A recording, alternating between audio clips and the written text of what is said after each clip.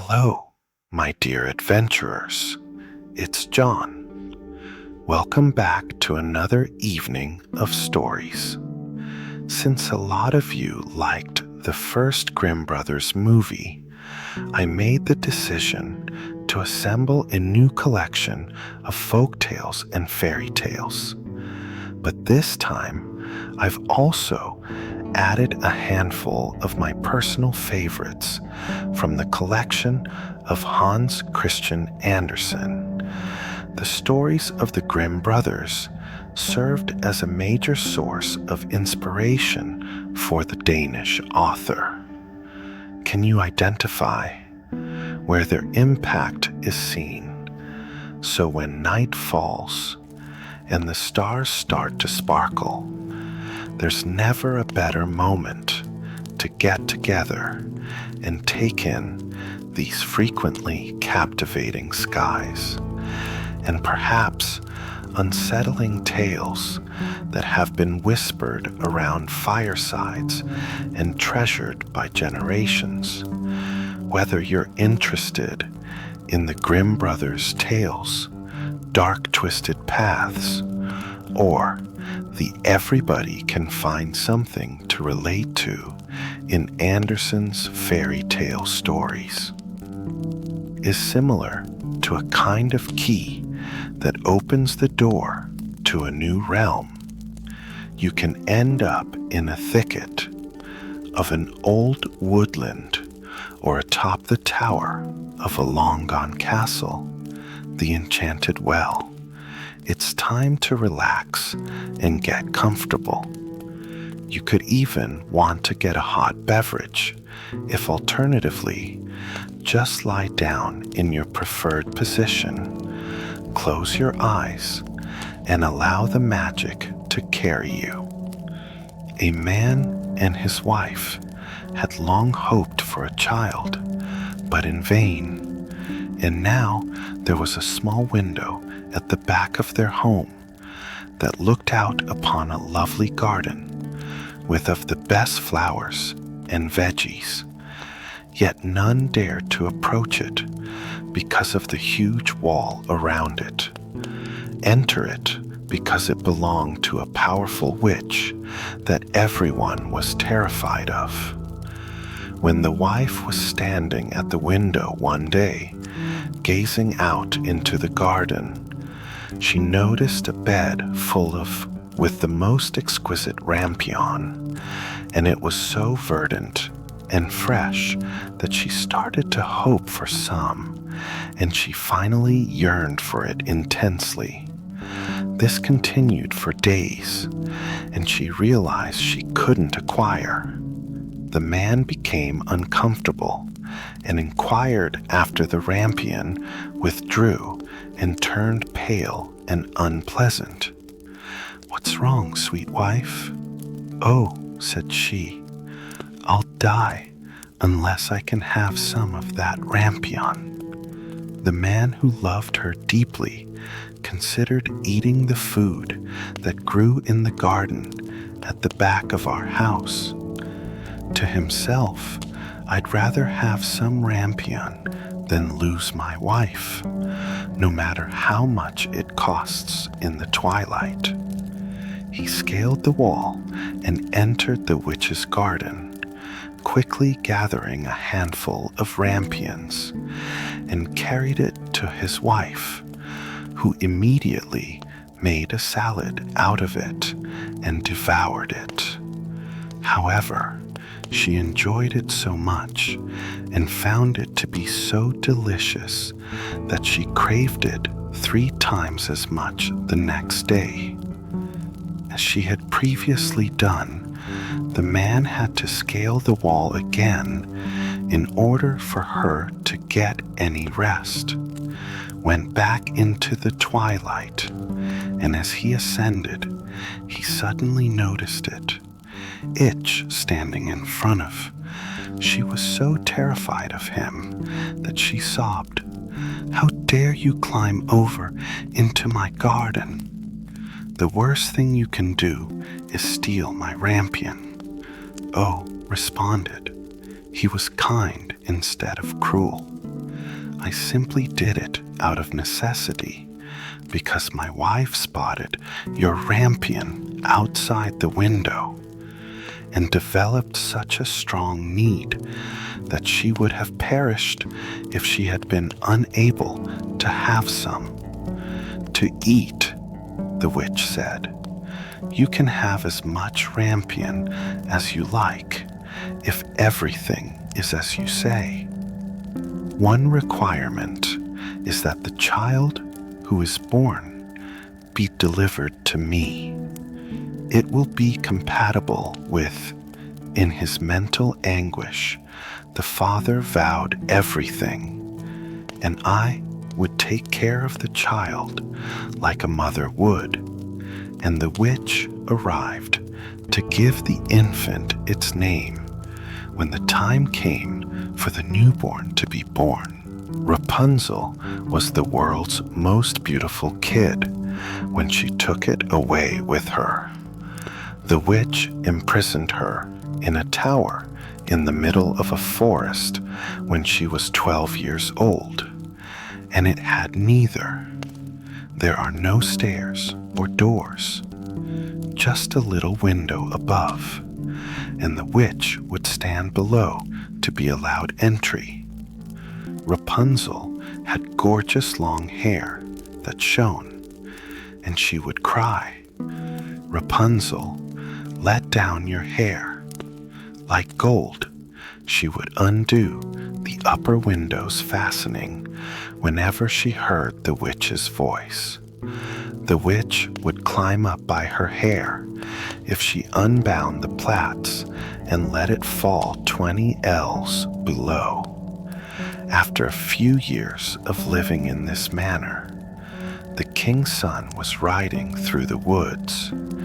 As he approached the tower, he heard a voice singing so sweetly that he heard it while Rapunzel tried to kill time with lovely melodies when she was alone. The son of the king wanted to enter her and looked for a door in the tower, but there wasn't one, so he drove home.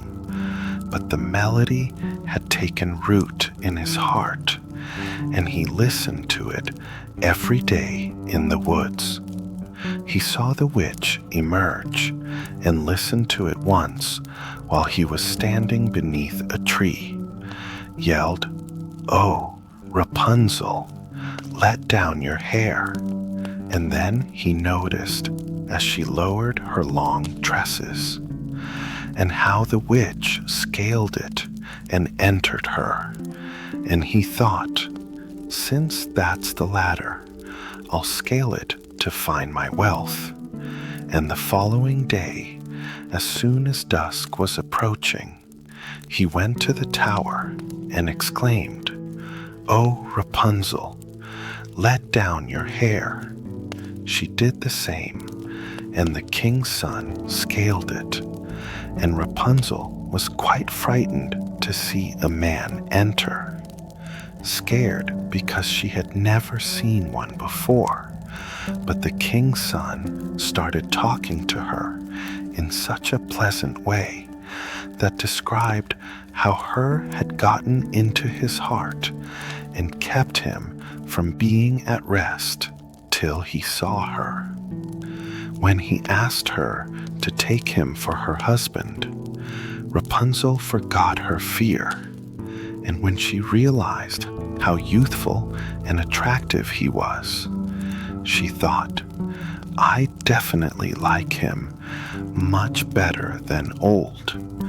Putting her hand in his, Mother Gothel remarked, "I would gladly travel with you, but I'm not sure how I'll escape when you arrive, so bring a silken rope each time, and I'll make a ladder, and when it's ready, I'll descend by it to leave the tower, and you must take." As the elderly woman arrived, they decided that he should see her every evening. During the day, Thus the witch was unaware of any of this until Rapunzel unintentionally told her.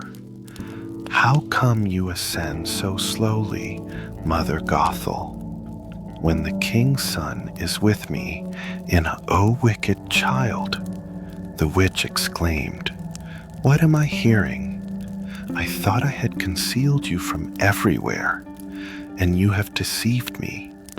In her rage, she grabbed Rapunzel by her lovely hair, repeatedly slapped her with her left hand before she grabbed a set of shears. Her lovely hair was on the ground in her right snip-snap, and she was so heartless that she grabbed Rapunzel and placed her in a desolate, deserted area where she endured immense suffering. On the day that she removed Rapunzel, she returned to the tower at night and fastened the chopped hair to the window hasp, and the king's son arrived and sobbed, "Rapunzel, let me down." The king's son climbed up, but instead of his beloved, she let his hair fall down. He discovered the witch, Rapunzel, mocking him with her wicked, glittering eyes. Using nasty language, "You came for your sweetheart, but the lovely bird is no longer in the nest." She sings, "No more. Rapunzel is lost. The cat has her and will scratch out your eyes. You won't be able to see her anymore." The king's son was in agony and distraught. He leaped from the tower and managed to escape alive, but the thorns he landed on extinguished his eyes, after which he wandered the woods without sight, consuming only berries, distraught and performing. He spent years wandering around, doing nothing but mourning and crying over the death of his beloved wife, suffering until he finally arrived at Rapunzel's desert home with her twin kids. He initially believed he recognized the voice when he learned that she had given birth to a son and a daughter. When he arrived, the Rapunzel knew him from the location where it appeared to originate, and F collapsed on his neck and sobbed. When her tears touched his eyes, they cleared up, and he was able to see clearly as before, brought her to his realm, where he was warmly welcomed, and they enjoyed a long and happily Hansel and Gretel lived next to a large forest with a poor woodcutter, his wife, and their 2 kids.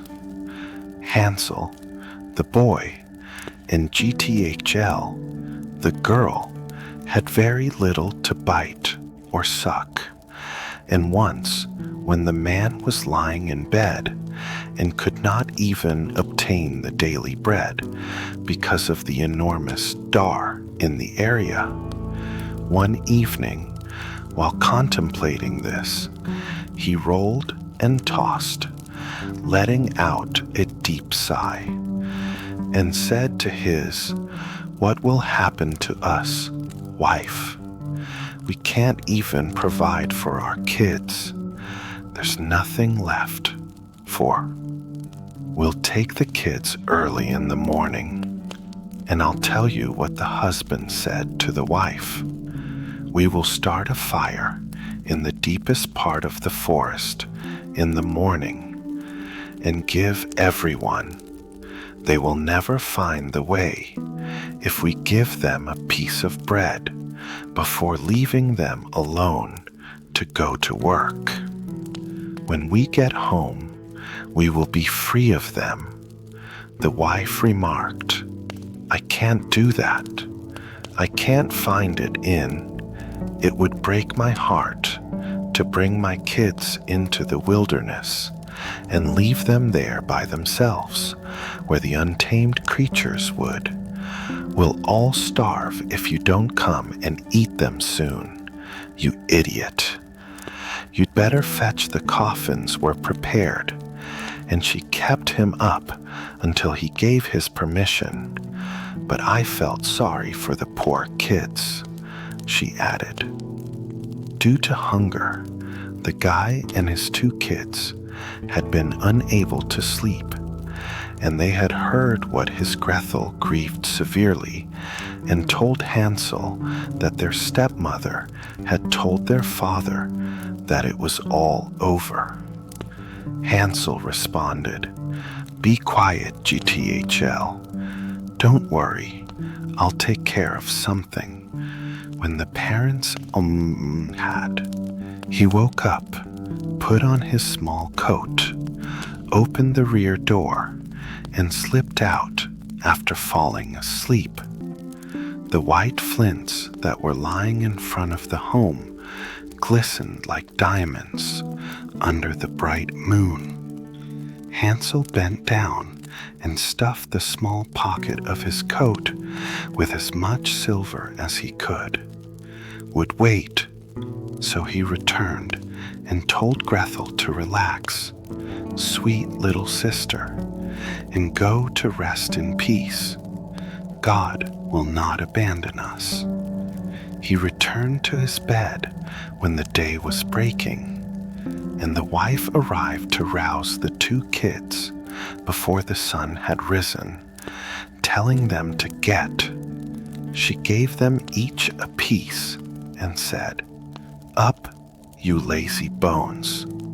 We're going into the forest to cut wood of bread," and stated that you should not eat it before dinner, since you will acquire no more grace. She tucked the bread beneath her apron because Hansel's pockets were full of the flints, and after they had left, they all started walking into the woodland. Hansel remained motionless for a moment, then repeatedly turned to face the house, until his father asked Hi-Full. Then, "Hansel, what are you looking at?" and reminded him to pay attention to his legs. Then, "Hansel, I'm looking at my little white kitten who is sitting up on the roof to bid me farewell," remarked the father. "The woman who is not your cat, but the sunshine on the chimney pot said, 'Goodbye, you young fool.'" Naturally, Hansel hadn't been observing his kitten, but he had occasionally. Then, when they got to the center, he took a flint out of his pocket and dropped it on the road. Of the forest, the father instructed the kids to gather wood so they could build a fire to keep them warm. And Hansel and Gretel collected enough brushwood to build a little mountain, which was situated on fire. And the wife replied, "Now lie down by the fire and rest, since the flame was burning very high. We will retrieve the wood, you, your kids, and I cut when ready." Hansel and Gretel sat by the fire and each ate a slice of bread at midday. They believed their father was constantly in the woods because they could hear the axe's strokes. However, in reality, it was only a parched branch that was dangling from a dead tree and being blown back and forth by the wind. Thus, after spending a considerable amount of time there, their eyes closed due to fatigue, and they quickly fell asleep. When they finally woke up, it was night, and Grawl started crying, asking, "How will we ever get out of this?" Out of this wood, but Hansel reassured her by telling her to hold off until she was asleep. Os. When the full moon rose, Hansel took his small seat, and we could easily find our way home, sister by the hand, and proceeded along the path until the silver glinting flintstones revealed that they spent the entire night walking the road, and before dawn they arrived at their father's. When they knocked on the door of the house, the wife opened it to discover Hansel and GTHL there. "We believed you were never coming, but you mischievous kids, why did you sleep in the woods for so long?" Returning home, but the father was relieved since he had decided to abandon them both in the woods. Only a short while later, there was severe scarcity in those areas once more, and the children listened to their mother tell their father everything when they were sleeping at his completed. "We just have half a loaf left," and then the story ends. The kids had to leave since we're going to take them deeper into the forest this time, knowing there is no other way for them to return, and they will not be able to. The man felt depressed and believed that sharing one's final thoughts would be more appropriate, more so with one's children. But the wife would only reprimand him and ignore anything he said, chastised him, and if a guy gives in once, he must do it again. But the kids were awake and had overheard all of the conversation when Hansel's parents went to bed. Go out and acquire more flintstones like he used to. But Hansel could not, since the wife had locked the door.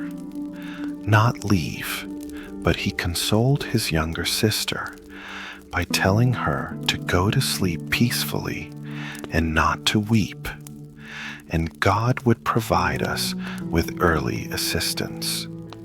The following morning, the wife arrived and dragged the kids out of bed.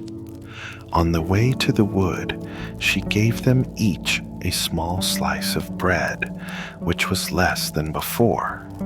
Hansel frequently paused to scatter a crumb on the floor after crumbling the bread in his pocket.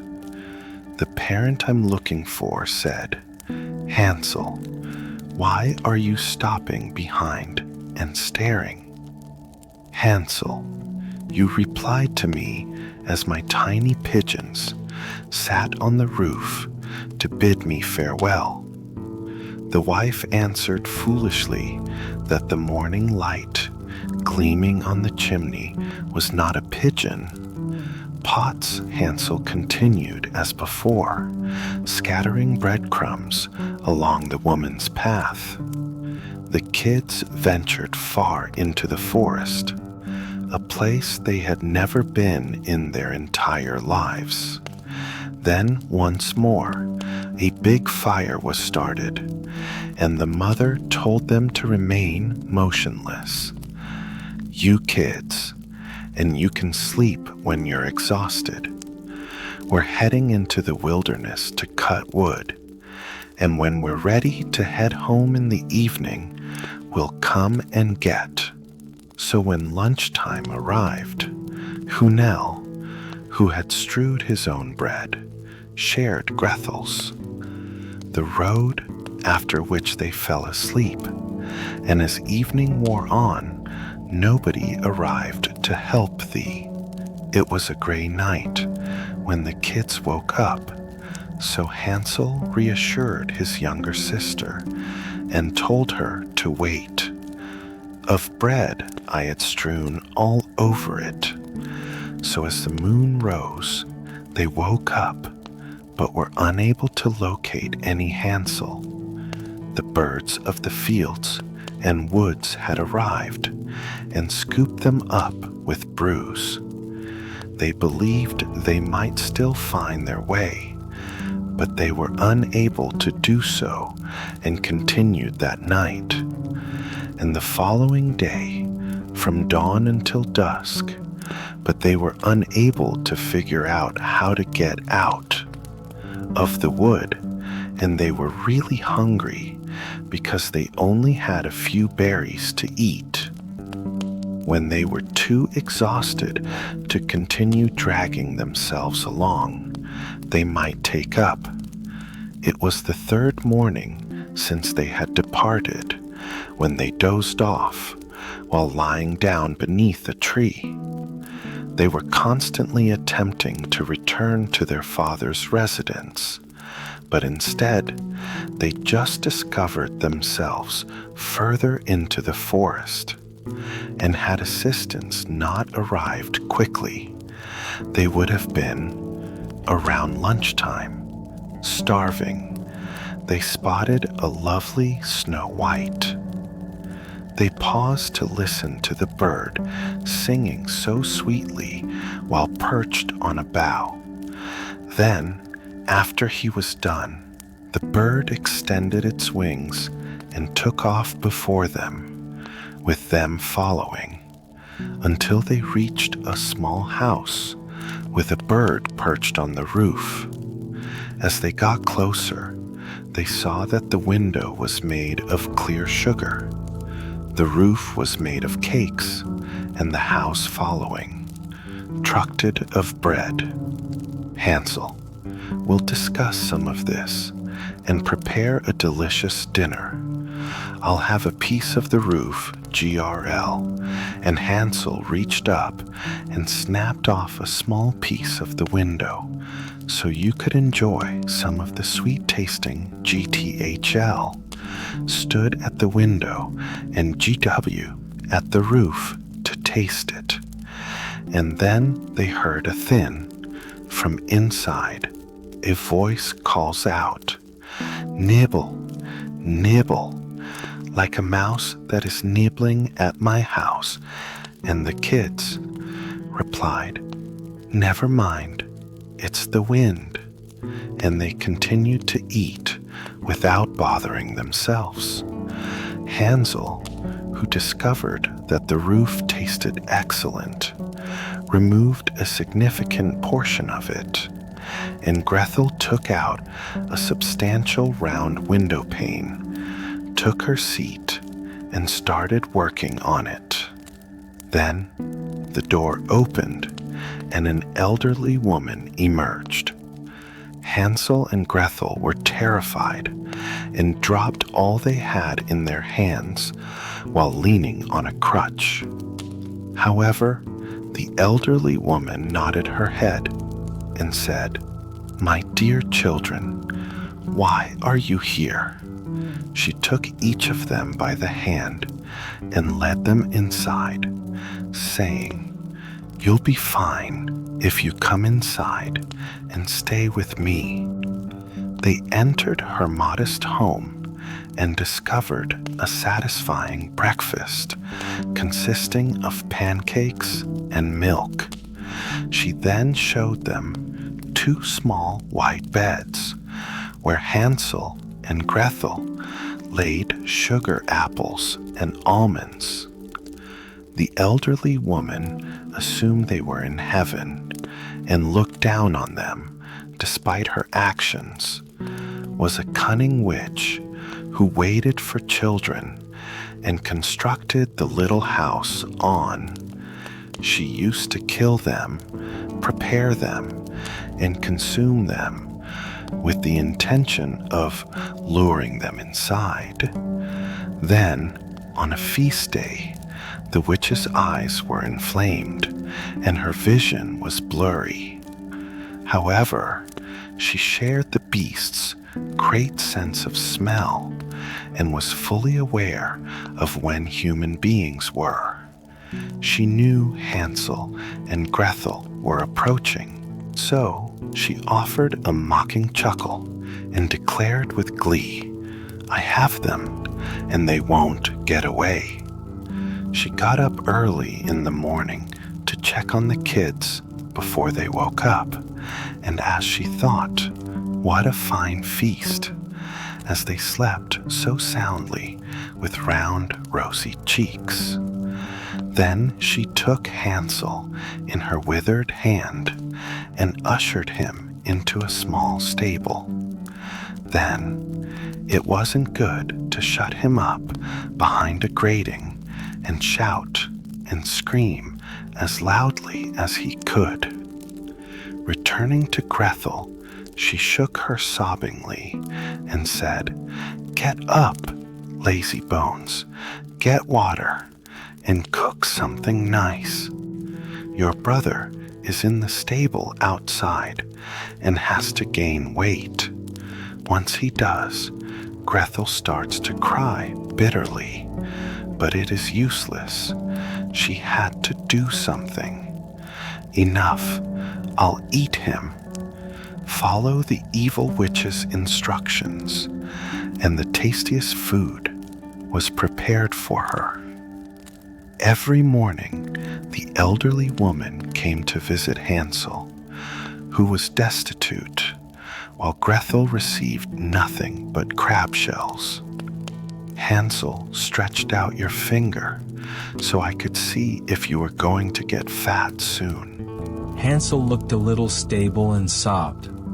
Nevertheless, Hansel used to hold out a small bone, and the elderly woman with weak sight was unable to assuming it was Hansel's finger. I was curious to see what it was and why it wasn't getting larger after 4 weeks. And Hansel appeared to stay so thin that she lost patience and was unable to wait any longer.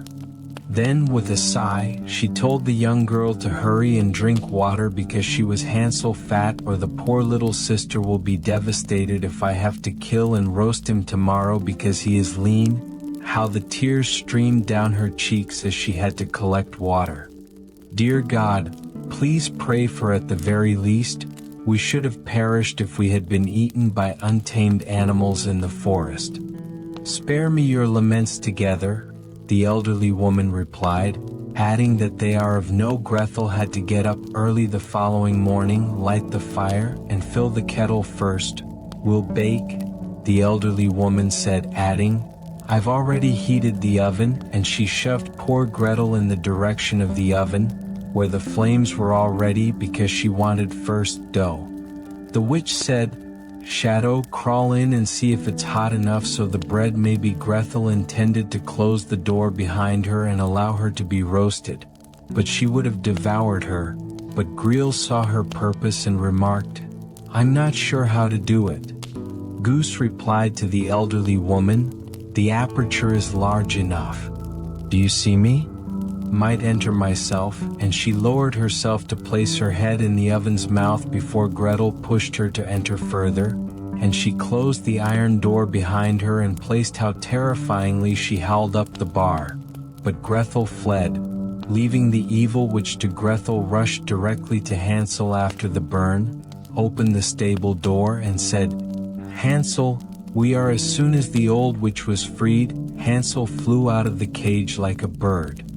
How happy they both were as the door opened and they both fell on each other's necks, and kissed each other while dancing, and since they were afraid of nothing else, they went. There were chests of pearls and valuables in every nook of the old witch's house. Hansel exclaimed, This is better than flintstones, as he stuffed his pockets, and Gretel, she packed her apron full, thinking she might want to bring something home with her, and we're off. After a few hours of travel, Hansel exclaimed, If we can only leave the witches would. He came to a large body of water that we will never be able to cross. Hansel remarked, I see no stepping stones, and neither a bridge nor a boat. Mentioned Jehiel, but if I ask her, a white duck appears. She sang, "Duck, duck, here we stand, Hansel and Gretel on the land stepping, to help us. We need the stones and bridge to carry us across on your lovely white back." And the duck arrived as planned. Hansel approached her and invited his sister to join him, but Gretel didn't respond, saying it would be too difficult, that we could approach the duck one at a time, and that's how it was handled. After that, they continued to live happily until they reached the woods, where the path became increasingly familiar. They sprinted until they reached their father's house after finally spotting it in the distance. Fell on their mother's neck after running in at the door. The man had not had a peaceful hour, because the wife was dead when Gretel opened her apron, and he had abandoned his kids in the woods. Hansel seized a handful of the pearls and valuable stones that were strewn across the room. The king and queen of the past spoke daily. After another out of his pocket, everything was cared for at the end, and they lived in great joy together. Little Briar Rose? Would that mean we were parents and they were not? However, there was a time when the queen was taking a bath when a frog emerged from the water, crouched on the ground, and spoke to her. "Before a year has passed, your wish will be granted, and you will have a daughter. Planet." And just as the frog said, the queen gave birth to a daughter. So exquisite that the king ordered a lavish feast because he could not conceal his happiness. In addition to his friends and acquaintances, he also bid to the wise women that there were 13 of them in his kingdom, and while they might be helpful and friendly to the youngster, as he only gave them 12 golden plates to eat, therefore one of them had to be abandoned.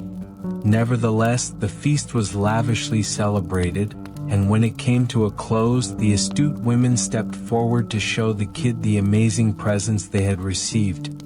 Virtue comes first, followed by beauty, wealth, and so forth. To hope for, and after 11 of them had spoken their opinions, the 13th uninvited in the 15th century, she spoke loudly and without greeting or respect. Yearning to exact revenge, the princess will stab herself with a spindle, fall to the ground lifeless, and everyone was frightened by her words, so she turned aside and exited the hall without saying another word. Then the 12th appeared, since she hadn't given her present yet, and even though she couldn't do it, she was able to lessen the dreadful prophecy by saying that the princess would fall rather than die. The king has been trying to save his child from this profound sleep for 100 years. The maiden grew after misfortune, ordered that all of the spindles in his dominion be burned. Decked with all of the wise women's gifts, and she was incredibly charming, modest, and kind. It happened one day when she was already 15 years old, and she was so clever that everyone who saw her couldn't stop liking her. Legend has it that the maiden was left alone in the castle as the king and queen rode off. She strolled around every nook and cranny, every room, and every parlor as the fancy led her till she reached an old tower, where she ascended the winding staircase that led to. She turned the rusted key that protruded from the lock of a small door, and when the door opened, an elderly woman sitting in the tiny space with a spindle assiduously spun her. "Good day, Flax," said the mother. "What are you doing, princess?" "I'm spinning," said the elderly woman. She nodded her head, wondering what it was that spun around so quickly past the maiden and she put the spindle in her hand and started to spin, but as soon as she touched it, the horrible prophecy appeared. Was satisfied, and she used it to prickle her finger as she fell back against the bed that was lying there, deep asleep, and the entire castle was enveloped in this slumber. The king and the queen, who had returned and was in the vast hall, dozed off, and the entire court fell asleep with them. Pigeons on the roof, flies on the wall, dogs in the yard, horses in their stables, and the very like the rest of the meat on the spit. The fire that flickered on the hearth went silent and slept. The cook who was going to pull the scullion's hair stopped roasting because he made a mistake that allowed him to go to sleep, and the wind stopped, preventing any leaves from falling from the trees around the castle, and around that area, a thorny hedge grew taller each year till finally, the entire castle was obscured from view, leaving only the V in the roof, and a rumor spread throughout the entire nation of the lovely sleeping Rose, and since it was when the princess called, some king's sons occasionally arrived and attempted to push their way through the hedge, but they were unable to do so since the thorns remained united like powerful hands, and the young men were captured by them. Unable to escape, they passed tragically. Many years later, a king's son arrived in that nation and heard an elderly man explain that a castle ought to be situated beyond the thorny hedge. And thorn hedge that Rosamund, a stunning enchanted princess, had slept there for a century, and the old man's entire court, including the king and queen, was with her.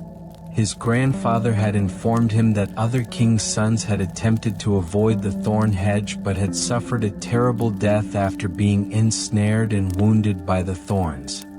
The young man continued, "But I don't fear trying. I'll succeed and see the kind old man rose and attempted to talk him out of it, but for the time being, he refused to listen. The century was coming to an end, and the time had arrived for Rose and to be awakened when the hedge of thorns that the prince was approaching was transformed into a hedge of exquisite, big flowers that it opened, stooped to allow him to pass, and then closed in a dense hedge behind him. When he arrived in the castle yard, he noticed the horses and hunting hounds on the brindled bed sleeping. When he entered the house, the pigeons were perched on the roof with their heads behind their wings. The cook in the kitchen had his hand raised to strike the sleeping flies on the wall that he mounted higher after the kitchen girl, and Scallion had the black fowl in her lap, ready to pluck. He noticed that everyone in the court was dozing off in the hall, with the monarch sleeping on his throne above them, and the queen, but he continued on, and everything was so silent that he could hear his own breathing.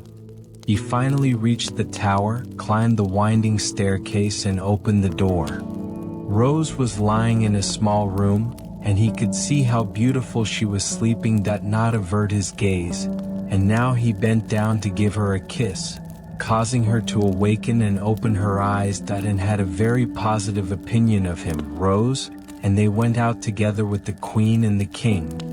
Then the entire court awoke, looking at one another with wonderment's enormous eyes as the horses in the yard shook themselves, and the pigeons and hounds leaped to their feet and waggled their tails. On the roof, pulled their heads out from beneath their wings, turned, and took off for the field. As the flies on the wall moved a bit closer, the cooking fire erupted, burned, and fried as the meat on the spit started to brown.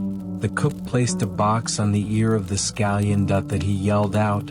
The girl continued to pluck the bird, and then the prince and Rosamund's wedding took place in all its splendor, and before their deaths, they led a wonderful life together. Cinderella, a wealthy man's wife, was ill, and when she felt as her death approached, she called her lone daughter to her bed and whispered, "Dear, be a faithful and devout child, and God will always provide for you, and I will despise you." She said, "I'll be with you from heaven," before closing her eyes and passing away. Maiden was always devout and visited her mother's grave daily to cry. Good, the grave was covered with white snow when winter arrived, and when the man took another wife once the sun melted it away in the early spring. The new bride brought 2 girls home with her, and they looked stunning. However, their blackened hearts were unsightly, and the impoverished had terrible times after that. The foolish thing to sit in the same room as us, my stepdaughter observed, is people who eat. Food had to be paid for by a kitchen, which removed her lovely gowns and put them on her. An elderly gray kirtle and provided her with wooden shoes. Now take a peek at the pleased princess.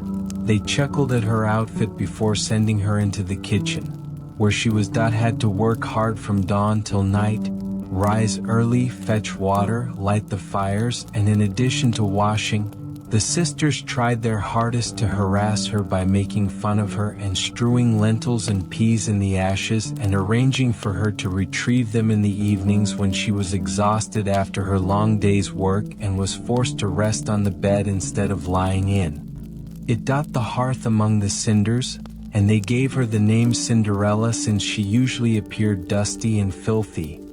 The father asked his two stepdaughters what they thought one day when he went to the fair. Should you send back some nice clothes for them? One person suggested pearls and jewelry, but what? He is the first twig father to strike against your hand, according to Cinderella. Will you have him? He bought for the two stepdaughters because that's what I should want you to bring me on the way home. Exquisite clothing, pearls and jewelry, and as he drove by Green Lane on his way back, when the twig hit his hat, he snapped it off and took it home. When he arrived, he granted the stepdaughters their desired home, and he gave Cinderella the twig.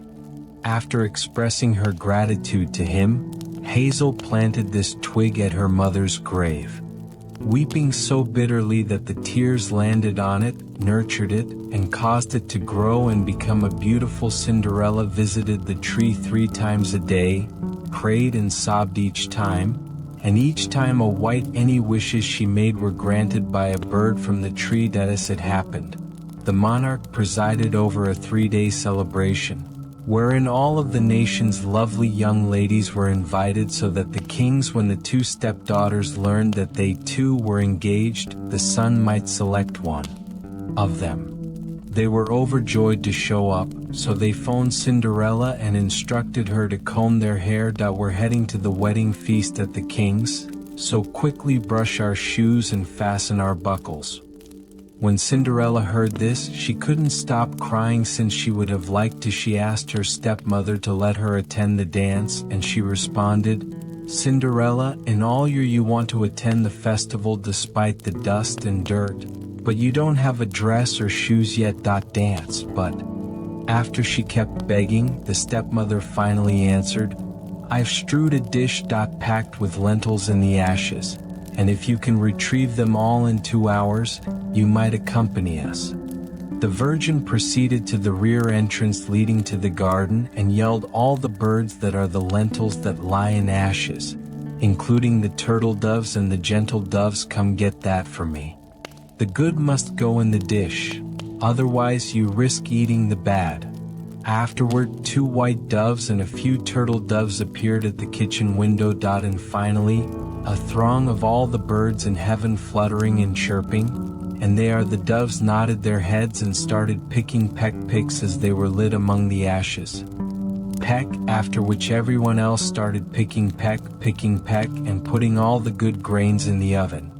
And in an hour, everything was finished, and they took off, after which the maiden brought the meal to her stepmother, Fay, who was ecstatic and believed that she should now head to the feast. But the stepmother remarked, "No, Cinderella, you don't know how to do it, and you don't have any appropriate clothes. And you would be made fun of for dancing." And when Cinderella sobbed in sadness, she added, "You'll accompany us if you can select 2 dishes full of lentils that are clean and clear from the ashes." When she had prepared 2 dishes using lentils, she told herself it was impossible. The maiden cried, "Oh, gentle doves," as she entered the garden through the back door amid the ashes. "Come and get me, turtle doves and all the birds that are the lentils that lie in ashes." They came to the kitchen because the good must be put in the dish and the bad you can eat if you like. Window, followed by a flock of all the other birds beneath it, 2 white doves, and then some turtle doves. All lighted among the ashes as heaven chirped and fluttered, and the doves nodded with their heads and started selecting peck and pea, after which everyone else started selecting pea and peck and placing all the nutritious grains into the meal, and before 30 minutes had passed, everything was finished and they took off. Away, The maiden joyfully brought the food to the stepmother, believing that her response was, "All of this is of no use to you. You cannot come, despite being invited to the feast, with us since you are ill-dressed and unable to dance. You would embarrass us." Then she hurried to leave with her 2 proud daughters, abandoning poor Cinderella, and as there was, Cinderella visited her mother's tomb beneath the hazel bush after no one else was home. I cried as the small tree shook over me, fearing that gold and silver may fall and bury me.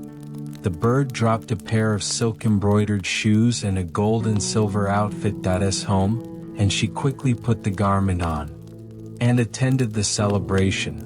But her sisters and stepmother did not recognize her, so they assumed she must be. They never would have imagined that a foreign princess would look so stunning in her golden Cinderella gown. Like if she were sitting at home and harvesting the lentils from the king's son. Ash approached her, took her hand, and danced with her. And in order to avoid being forced to, he declined to stand up with anyone else. Released her hand, and when someone tried to take it back, he replied, "She's mine." Relationship. And as nightfall arrived, she desired to return home, but the prince agreed to accompany her. To look after her since he wanted to see where the lovely maiden resided, but she ran away from him. And leaped into the pigeon house. The prince then waited for the father to arrive and informed the father. Reflected that the odd maiden had leaped into the pigeon house. It can't be Cinderella who had the pigeon house and summoned axes and hatchets. Torn down, but it was empty, and Cinderella was sitting inside the home when they arrived. Among the cinders in her filthy garments, and a small oil lamp flickered dimly in Cinderella's chimney. Had been incredibly swift, leaping out of the return to the pigeon house and hurried to the hazel bush, where she removed her exquisite clothing and put it on. The bird had once again carried it away from the cemetery, and she had placed when the festival started the following day. The parents and stepsisters had left, and she was sitting in the kitchen with the cinders on her small gray once more. Cinderella cried as she went to the hazel bush, and the silver tree shook over me. The bird may drop a still more magnificent outfit after gold falls and covers me. Compared to the day before, and everyone was shocked when she showed up among the visitors. The prince had been waiting for her because of her beauty, and when she arrived, he took her hand and danced with her by herself, and when other people tried to invite her, he responded, "She's my partner." When darkness arrived, she desired to return home, and the prince followed her since he wanted to. Regardless of the house to which she belonged, she sprinted away from him and into the backyard garden. House. A magnificent tree with magnificent pears was there, and she leaped as lightly as a squirrel amid the branches, and the prince waited since he was unsure of her whereabouts. Until the father arrived and informed him that the odd maiden had hurried away from him. And the father reflected that he believed she had climbed into the pear tree. It couldn't be Cinderella who summoned an axe and chopped down the tree, because there wasn't one inside, and Cinderella was seated with the others when they entered the kitchen. Cinders, as usual, had descended to the opposite side of the tree and taken. She had put on her old gray kirtle and returned her lovely garments to the bird on the hazel bush.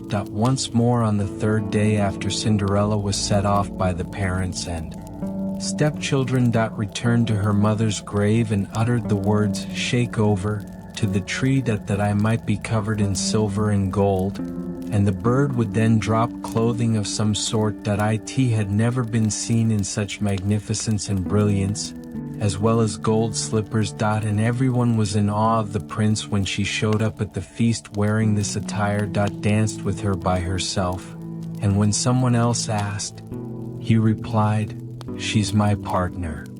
Cinderella wanted to go home that evening, and the prince was ready to accompany her when she rushed by. He laid out a plan and caused all the steps, but he moved too fast to follow her. Must be applied with pain pitch. causing the maiden's left shoe to race down them. Stayed stuck in it. The prince pulled it out and discovered it was little, made of gold, and slim. The following morning informed the father that none should be his bride, but for the person whose foot the golden shoe fits. The two sisters were overjoyed to have such. While her mother watched, the oldest child went to her room to try on the shoe. Because the shoe was too small, she was unable to fit her excellent toe inside it. Her mother then gave her a knife and instructed you to cut off your toe so that you wouldn't have to walk when you were a queen. In order to hide the discomfort, the girl chopped off her toe, jammed her foot into the shoe, and descended to the tomb. Then, as his bride, the prince placed her on his horse and they rode away, passing by the tomb, where the two pigeons sat on the hazel bus. They arrived to find blood on her shoe, which is too little and not appropriate for the wedding. The prince then noticed the blood streaming when he looked at her shoe. After turning his horse around, he brought the fictitious bride home once more, stating the other sister needed to try on the shoe because she wasn't the right one. That she entered her room to accomplish this, and while her toes fit comfortably, her heel was too big, and her mother gave her the knife, telling her to chop off a piece of her heel when she bones. The queen will never need to walk, so the girl sliced off a portion of her heel and pushed her foot into the shoe, hid the agony, and descended to the prince who had taken his wife before him on his horse and drove away, passing the hazel bush, where the two birds sat and wept. When they arrive, they find blood on her shoe, which is too little and not appropriate for the bride. Afterward, the prince noticed that blood was dripping from her foot and discoloring. He turned his horse around and brought the bogus bride home once again while wearing white stockings. That is incorrect. He claimed to have no more daughters, and that the man only had my deceased wife left. A slightly stunted Cinderella behind her makes it difficult for her to be the bride. But the mother answered, "Oh no, she is much too dirty. I could send for her, despite King Sun's command not allow her to be seen, but he would have her brought, so Cinderella had to show up first. After getting cleaned, she entered, curtsied to the prince, who extended his hand to her, and her face and hands were clean. After that, she sat on a stool, pulled her foot out of the bulky wooden shoe, and put it on into the golden one, which fitted flawlessly. The prince gazed at her when she got up. He recognized the lovely maiden who had danced with him once more, and he sobbed, "This is." The two sisters, the right bride, and the stepmother were thunderstruck and turned pale with rage.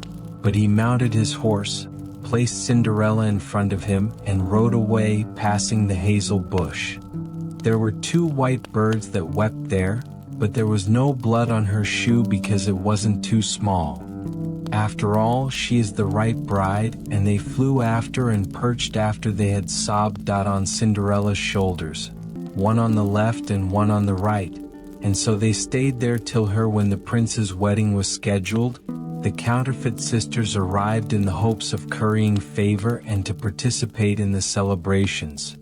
Therefore, the oldest marched in the bridal procession as it made its way to the church. The younger on the left, and the pigeons selected one eye from each of them on the right. And upon their return, the younger was on the younger's side. On the right, and the pigeons selected each one's other eye. Consequently, due to their immorality, they were sentenced to blindness for the remainder of their lives. Misinformation. The princess and the pea. Once upon a time, a prince desired to marry a princess, but she had to be. He searched the entire world for a true princess, but he was unable to find one. They aspired to be princesses sufficiently, but it was hard to tell if they were real. He returned home because there was always something not quite right about them. And felt sorry since he would have loved to have a real princess. One night, when the storm arrived, there was lightning and thunder, and the rain started to fall in rapid, heavy torrents. The elderly monarch proceeded to open the city gate after hearing a knock. It was a princess that appearing outside the gate, but graciously. What a sight! The rain and the wind had caused her to seem as if water trickled from her hair and clothing into the toes and out again at the heels of her shoes. Yet she claimed to be a true princess. We'll soon learn that from the old queen, but she remained silent. Entered the bedroom, removed the bedstead and all of the linen, and then peed on the bottom. She placed 20 mattresses on the urine, followed by 20 eider-down beds. The princess had to lie on these beds all night, and when she woke up, everyone asked her how she had slept. I have barely closed my eyes all night, and I slept oh so very badly. Heaven only knows what was in bed, but I was lying on a hard surface, which is why my body is all black and blue. Terrible. And now they realized that she was a true princess since she had sensed the urination. Despite the 20 mattresses and 20 idle beds, there was only one. The prince took her for granted since a real princess could be that delicate. For the time being, he was aware that he had a true princess in his wife, and the pea was placed in the if it hasn't been stolen, it may still be visible in the museum. In the tinderbox narrative, a soldier with a backpack on his back and a sword by his side marched down the high road, left, right, left. He had served in the military and was now making his way home that he encountered a very frightening-looking elderly witch on the street as he continued walking. Her lower lip hung considerably down on her breast, and she paused, saying, "Good evening, soldier. Your sword is very fine. A big backpack, and since you are a true soldier, you will always have plenty of money." "Thank you, old witch," the soldier said. The witch pointed to a tree that stood next to them and asked, "Are you that big tree? It's rather hollow inside, so you'll have to climb to the top to view a hole that will allow you to descend deeply inside the tree, and I will. When you call out to me, I can pull you back up by tying a rope around your body. However, what should I do down there in the tree?" I begged the soldier for money, and she said, "You must be aware that a big, brightly lit hall awaits you once you reach the ground beneath the tree. 300 bulbs will then reveal 3 doors that are simple to unlock because the keys are inside each one. That there is a big chest visible when you enter the first chamber to which these doors lead. Standing in the center of the floor and a dog sitting on it, its eyes as big as teacups, so don't be scared of him at all. I'll give you my apron with the blue checks. Which you need to lay out on the ground, then bravely grab the puppy and put him on. After that, you can open the chest and remove as many copper pens as you like. Pens, but you have to enter the second chamber if you prefer silver money.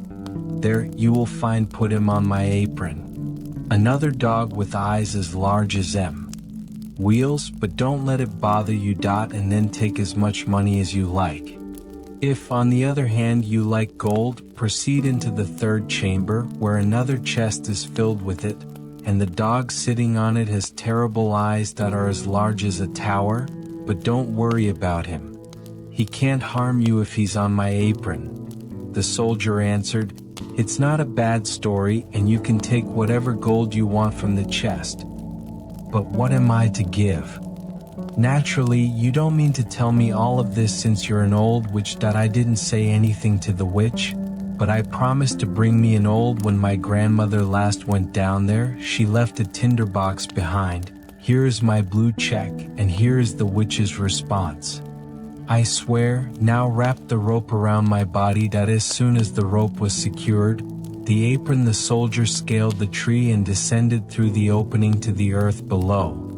Then he discovered, as the witch had said, a spacious hall with hundreds of lamps all burning, and when he opened the first door, the dog with the teacup-sized eyes was sitting there, watching. The soldier grabbed him and put him on the witch's apron, saying, "You're a pretty fellow." As he stuffed as many pieces into his chest pockets as they could accommodate, he closed. The dog was once more placed on the lid, and when they entered a different chamber, They discovered that you'd better not look at me that way, said the dog with the eyes as large as mill wheels. That you'll make your eyes water, soldier. He seated him on the apron as well and opened the chest, but he immediately threw it away after realizing how much silver money it had. Removed all of the coppers he had taken, leaving just silver in his pockets and knapsack. Then he entered the third room, where the dog was incredibly repulsive, with eyes that were actually as large as towers, and they whirled in his mind like wheels. Good morning. The soldier touched his cap since he had never seen a dog like that before, but after seeing him more precisely, he put him on the floor and opened his chest because he believed he had been polite enough. Good heavens, there was enough gold to purchase all of the candy, sugar sticks, stuff women, the entire town, or even all the tin soldiers' whips and rocking horses in the globe. Since there was a huge amount, the soldier tossed away all of the silver money he had stolen. Riches, and used it to fill not just his pockets and his backpack, but also his knapsack, but also his boots and cap, which made it difficult for him to walk. He was now extremely wealthy, so he closed the door, put the dog back on the chest, and called up through the tree. Now, old man, come get me. I asked the witch if she had the tinder box, and she said that she had forgotten. The witch then pulled him out after he returned and got the tinder box of the tree, and he was once more standing on the high road with his cap, his knapsack, and his pockets. Wearing his gold-studded boots. What will you do with the tinder box? That's nothing to you, soldier, the witch said. Now that you have the money, give me the tinder box. If the soldier said nothing, tell me what you'll do with it. I'll pull out my sword and chop off your head without saying a word. Which the soldier promptly severed her head, leaving her lying on the ground. He placed the box on his back and wrapped all of his money in her apron in his pocket and proceeded to the closest town, which was a lovely place, and he stayed at the greatest inn and ordered a dinner that included all of his favorites because he was wealthy and had the servant who cleaned his boots believed they were undoubtedly a shabby pair of shoes, despite having plenty of money. Worn by a wealthy man who hadn't yet purchased any new ones, but the following day nevertheless, he acquired some nice clothing and appropriate footwear. So our soldier quickly gained recognition, as when the people came to see him, they told him about all the wonders that could be seen in the town and the princess, the king's lovely daughter. Where may I see her? A soldier who is completely invisible, according to them, and who resides in a huge copper castle surrounded by only the king himself is allowed to enter or exit due to the walls and towers because of a prophecy that she will be a regular soldier, and the king does not want to consider such a union. I wanted to visit her through the soldier, but he couldn't secure permission. Nevertheless, he had a great time driving through the king's garden, going to the theater, and giving a lot of money to the underprivileged, which was admirable of him, and he recalled how he used to be impoverished, but now he was wealthy, had expensive clothing, and had many friends who all stated that he was a good man and a true gentleman, which much pleased him. But since he spent and gave out a lot of money every day and received nothing in return, he knew that money would not endure forever. He realized that he just had 2 shillings left. Thus, he had to leave his exquisite, he had to clean his own boots and even fix them while living in a small garret under the roof. There were too many stairs to climb, so none of his friends came to see him while he was holding a big needle point. One gloomy evening, when he had no money to buy a candle, he suddenly realized that he had brought the tinder box from the store, but there was a chunk of candle trapped inside that he discovered the tinder box in the old tree that the witch had assisted him in. But as soon as he hit some sparks from the steel and flint, and then the door swung wide, revealing a dog with enormous eyes. Suddenly the teacups he had noticed when perched in the tree appeared in front of him and said the words, "What orders?" "Hello, master," said the soldier. "This tinder box is wonderful if it brings me whatever I want and some cash," he said to the dog that was gone in an instant, and now came back with a big bag. Of the soldier quickly learned the value of the tinder box if he had copper that hit the flint. After the dog that was sitting on the copper money chest appeared twice, the dog with the eyes of towers gazed after emerging from the chest of silver 3 times. The soldier returned to his opulent apartments and reappeared, having gained a lot of money over the gold. In his elegant attire, allowing his pals to get to know him once more and make fun of him as before, eventually coming to the conclusion that it was really odd that nobody could see. Everyone agrees that the princess is exceedingly lovely, but what good does that serve?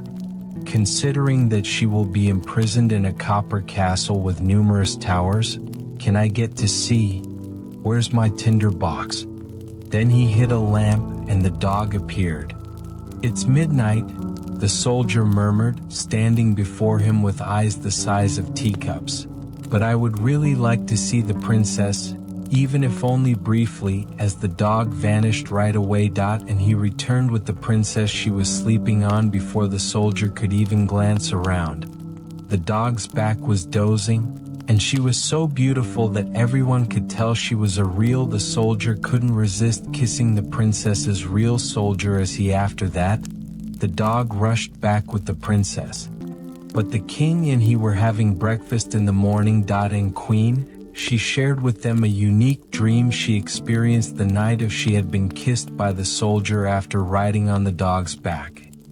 "Soldier, that is a really lovely tale."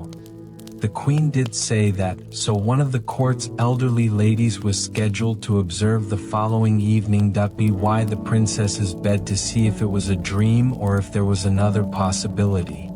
The soldier desperately wanted to see the princess again, so he called for the dog once more in the middle of the night to retrieve her and run as quickly as he could. But the elderly woman put on water boots and chased after him. As soon as he did, he carried the princess into what she believed to be a large house. It would be easier for her to recall the location if she used a piece of chalk, after which she went to bed at home, and the dog eventually came back with the princess. However, he took another piece of chalk and put crosses on all the doors after. Noticing that one had been made on the door of the soldier's residence. In the town in order to prevent the lady-in-waiting from learning the correct very early the next morning, the lady and all of the officers of the monarchy were joined by the king and queen. It is stated that the monarch visited the family to find out where the princess had been. The queen pointed to the first door with a cross on it, saying, "No, my dear husband, that must be that one." There was a second door with a cross on it as well, and they all yelled up for it. They believed it would be pointless to search any of the doors because there were crosses on them in every direction. Further, but the queen was a very astute woman who was capable of much more than just writing in. Meanwhile, she cut a piece of silk into squares with her big gold scissors. Creating a tidy small, she tied this bag around the princess's neck after filling it with buckwheat flour.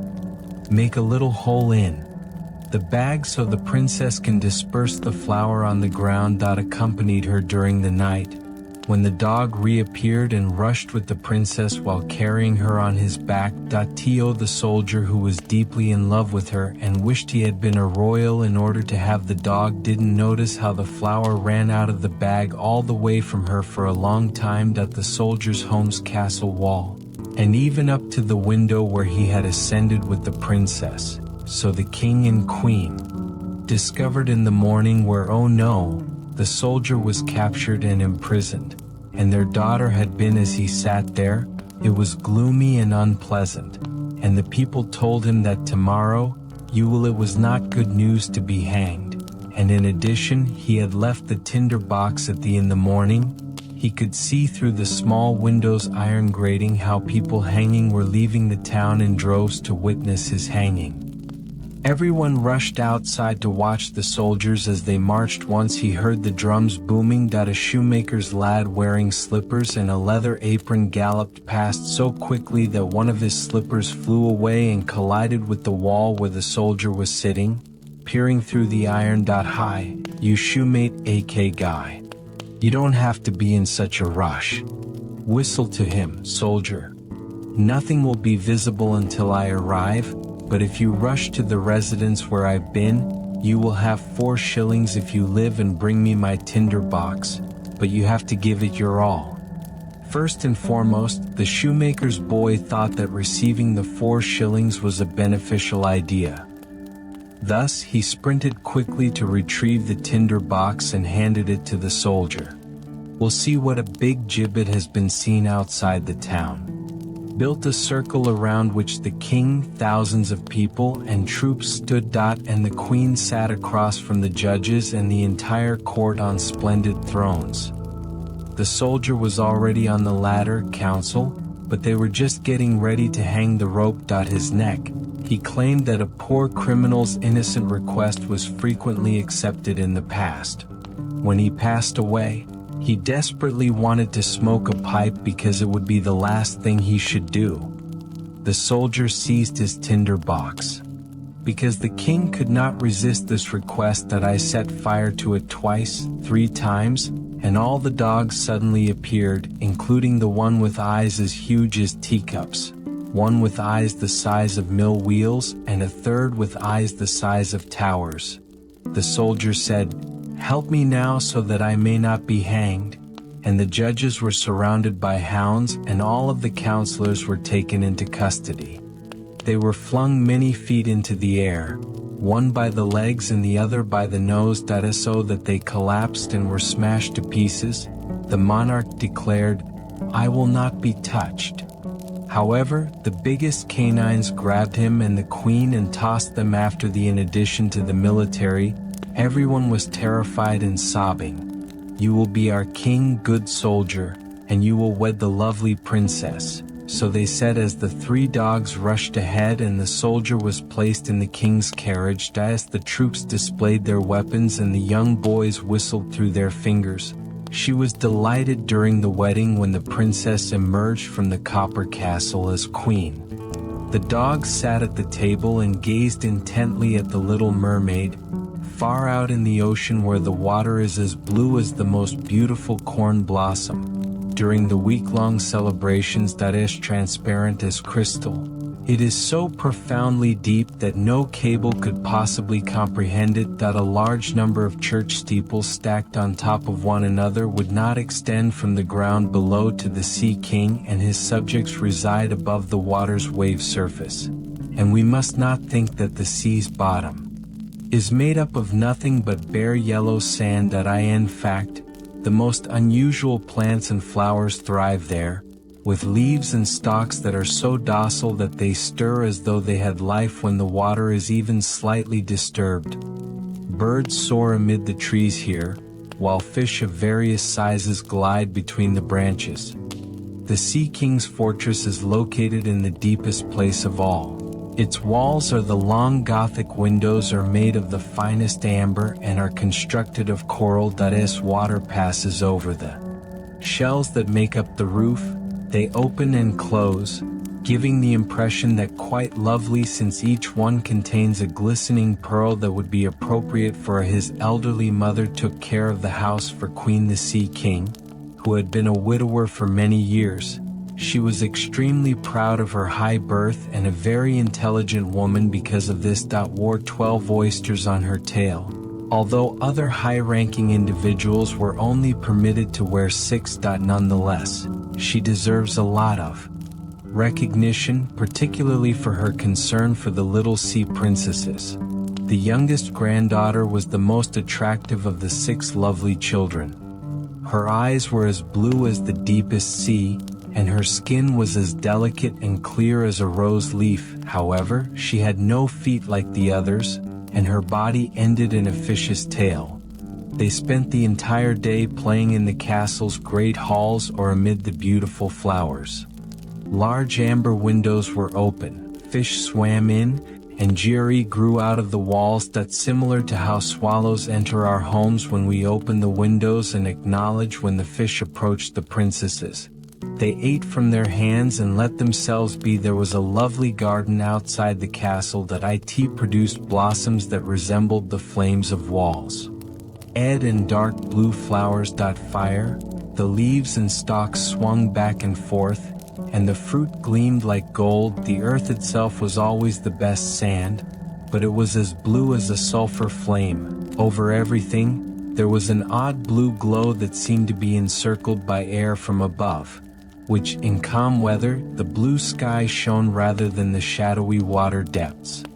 The sun appeared like a purple blossom, with light emanating from the CX on each of the in the garden. Young princesses got a small patch of land where they may dig and plant as they. One was pleased to organize her flower bed in the shape of a whale, while another decided it would be preferable to create her own. Resembled a little mermaid, while the youngest was rounded like the sun and enclosed. She was an odd child, silent and reflective, with flowers as crimson as his rays at sunset. She cared for nothing but her lovely red flowers, with the exception of a stunning marble statue, and her sisters would be thrilled with the great items they found from the ruins of vessels. Was a picture of a charming child carved from pristine white stone that had fallen to the. She planted a rose-colored weeping willow by the statue at the bottom of the sea from a wreck.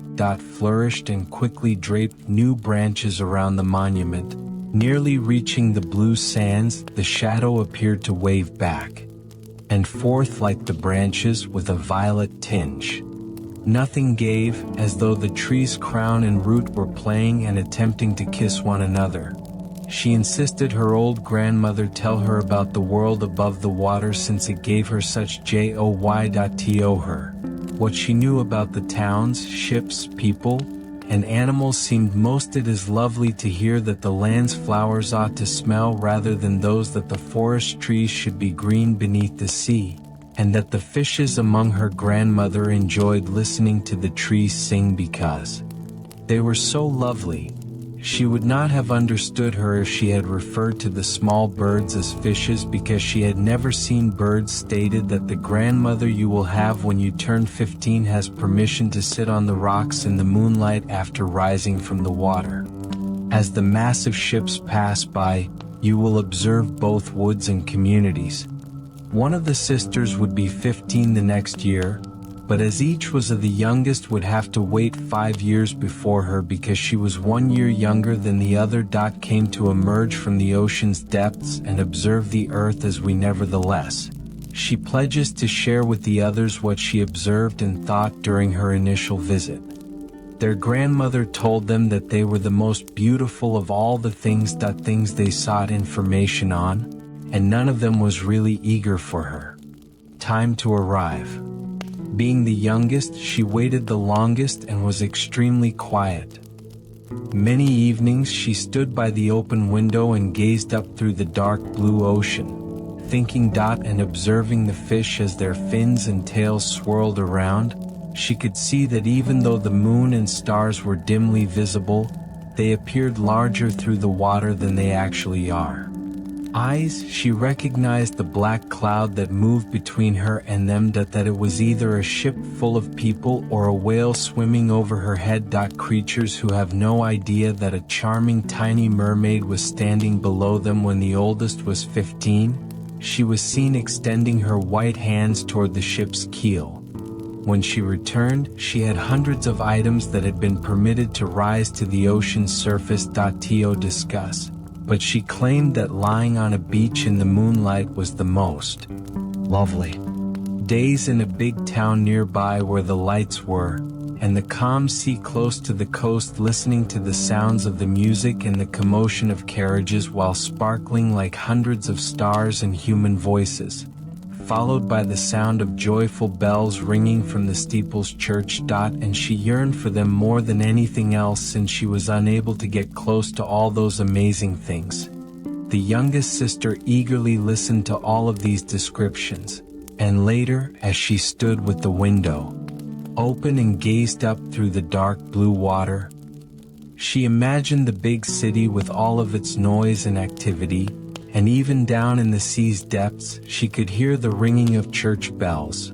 The second sister was granted authorization to surface the water in a subsequent year and rose just as the sun was setting, allowing her to swim wherever she wanted, which she claimed was the most stunning view of the entire sky, which appeared to be gold with rose and violet-colored clouds that she couldn't explain how it drifted past her, and still, faster than the clouds, a huge flock of across the sea, wild swans swim toward the setting sun, resembling a long white veil toward the sun, but it sank beneath the waters and the seas and the clouds' pink hues dwindled.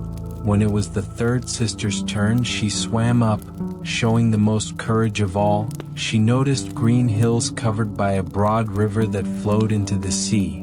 Among the tall trees of the area, stunning vines, palaces, and castles emerged. She could hear the birds chirping in the forest, and the sun's rays were so strong that she was frequently forced to submerge herself in a tiny creek to cool her hot face.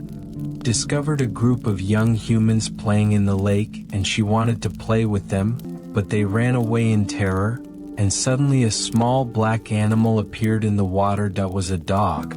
But she was unaware of this since she had never seen one of these animals before. That gave her such a horrible bark that she was startled and fled back outside that sea.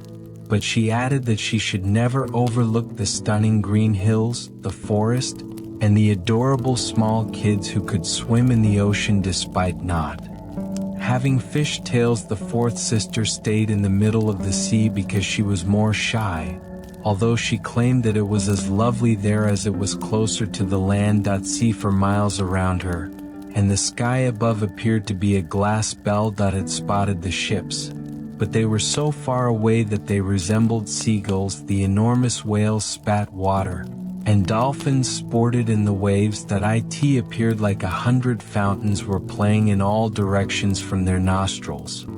The fifth sister's birthday fell during the winter, so when it was her turn, she witnessed what on their first trip up the sea, the others had not seen: the enormous icebergs and the sea's green appearance that were, she claimed, floating about each other like pearls, but they were higher and bigger than the churches constructed. She had sat herself, and they were the most unusual shapes in men's eyes, glittering like diamonds. On one of the biggest, and allowed her long hair to blow in the wind, and she said that the entire ship swiftly passed and avoided the iceberg as much as possible, seemingly out of fear of. As the sun sank in the evening, the sky was obscured by black clouds.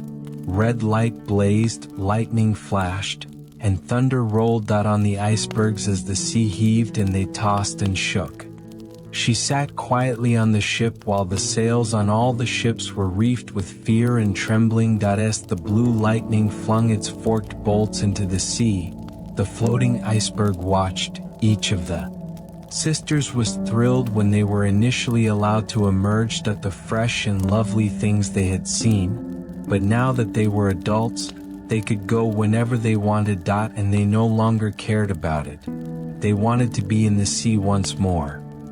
They claimed that after a month, it was considerably more enjoyable to be down there and much more attractive. At home, however, the five sisters would frequently wrap their arms around each other and ascend to the top in succession.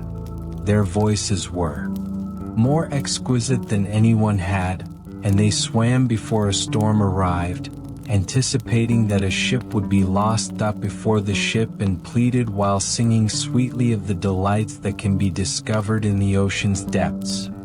The seamen were unable to comprehend the song, but they were not afraid. They sank to the bottom, believed it to be the storm's howling, and these things would never be lovely to them since the men were drowned if the ship sank and only their corpses made it to the palace of the sea king. When the sisters emerged from the sea in this manner, arm in arm, their youngest sister would stand by herself, tending to them and preparing to cry. But the mermaids suffer more because they don't cry, a 15-year-old me said. She is certain that I will adopt their planet and all of its inhabitants.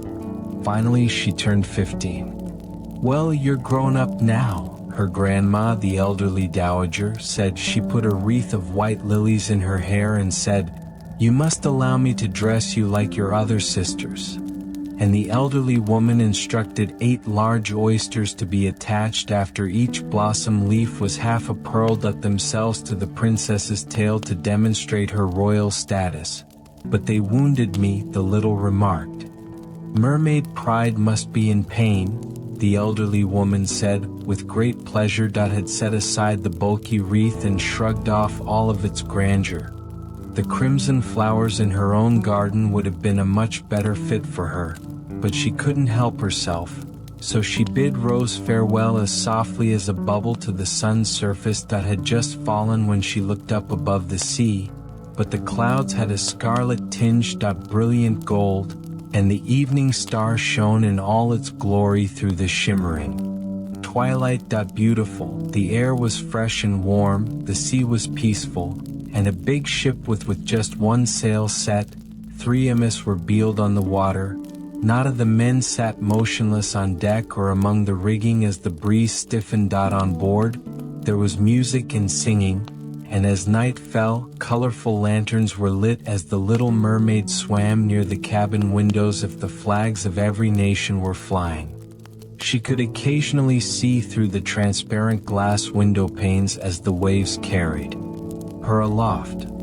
There were several well-dressed individuals among them, including a young prince who was the most attractive. He was 16 years old, had big black eyes, and his birthday was celebrated with lots of. When the prince emerged from the cabin, the sailors were dancing on deck in celebration.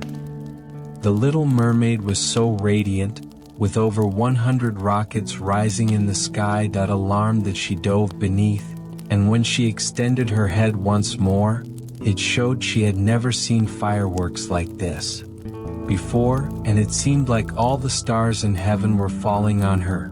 Splendid fireflies flew into the blue air, and everything before the enormous sun sparked fire was mirrored in the placid, transparent sea underneath the ship, which was so brilliantly lit that everyone was clearly visible, including the tiniest rope.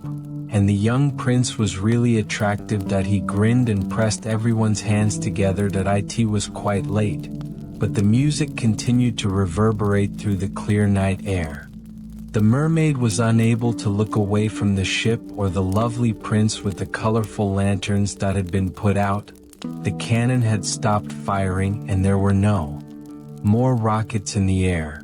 However, the sea grew agitated, and a groaning, complaining noise could be heard beneath. The little mermaid stayed by the cabin window, swaying up and down on the ocean when the waves were silent, which allowed her to peer inside. Eventually, the sails were swiftly spread, and the noble vessel proceeded, but shortly after, the waves rose higher, the sky became dark, and lightning struck. Seemed like a terrible storm was coming from the distance, and the sails were reefed once more. And the vast ship followed her flight path across the Rose Mountains and the raging sea. High as though they would have topped the mast, but the ship dove between them like a swan. The little mermaid appeared pleasant as they ascended once more on their tall, frothy crests. Sport, but the sailors found it so. Eventually, the ship creaked and moaned as the thick boards gave way. The main mast broke apart beneath the sea's lashing as it broke over the deck. The ship rested on her side like a reed, and the water surged in. The little mermaid now thought that even she had to exercise caution to avoid the beams because the crew was at risk. The wreck's planks, which were strewn across the water at one point, were so black that she couldn't see anything until a lightning strike showed her everything. When the ship parted, she saw that everyone who had been on board, aside from the prince, she was relieved to see him disappear into the deep waters because she had everything. I would now be with her. She then remembered that people couldn't survive under the ocean, so as he descended he would be dead by the time she got to her father's palace. But she had to be sure he survived, so she swam amid the beams and boards that straddled the sea's surface without considering the possibility of crushing her to pieces before plunging far beneath the murky waters, which rose and fell in tandem with the waves till she finally made it to the little prince, who was rapidly losing his swimming ability. He would have perished in that rough sea with his lovely eyes closed and his limbs failing him.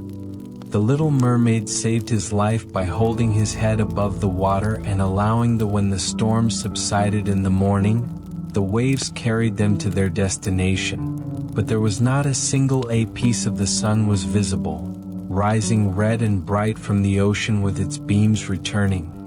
The mermaid kissed the prince's high cheeks with the hue of health, but his eyes stayed closed. He brushed back his damp hair and had a flawless forehead, making him appear to her like the marble statue in her tiny garden, and she gave him another kiss while wishing for his survival.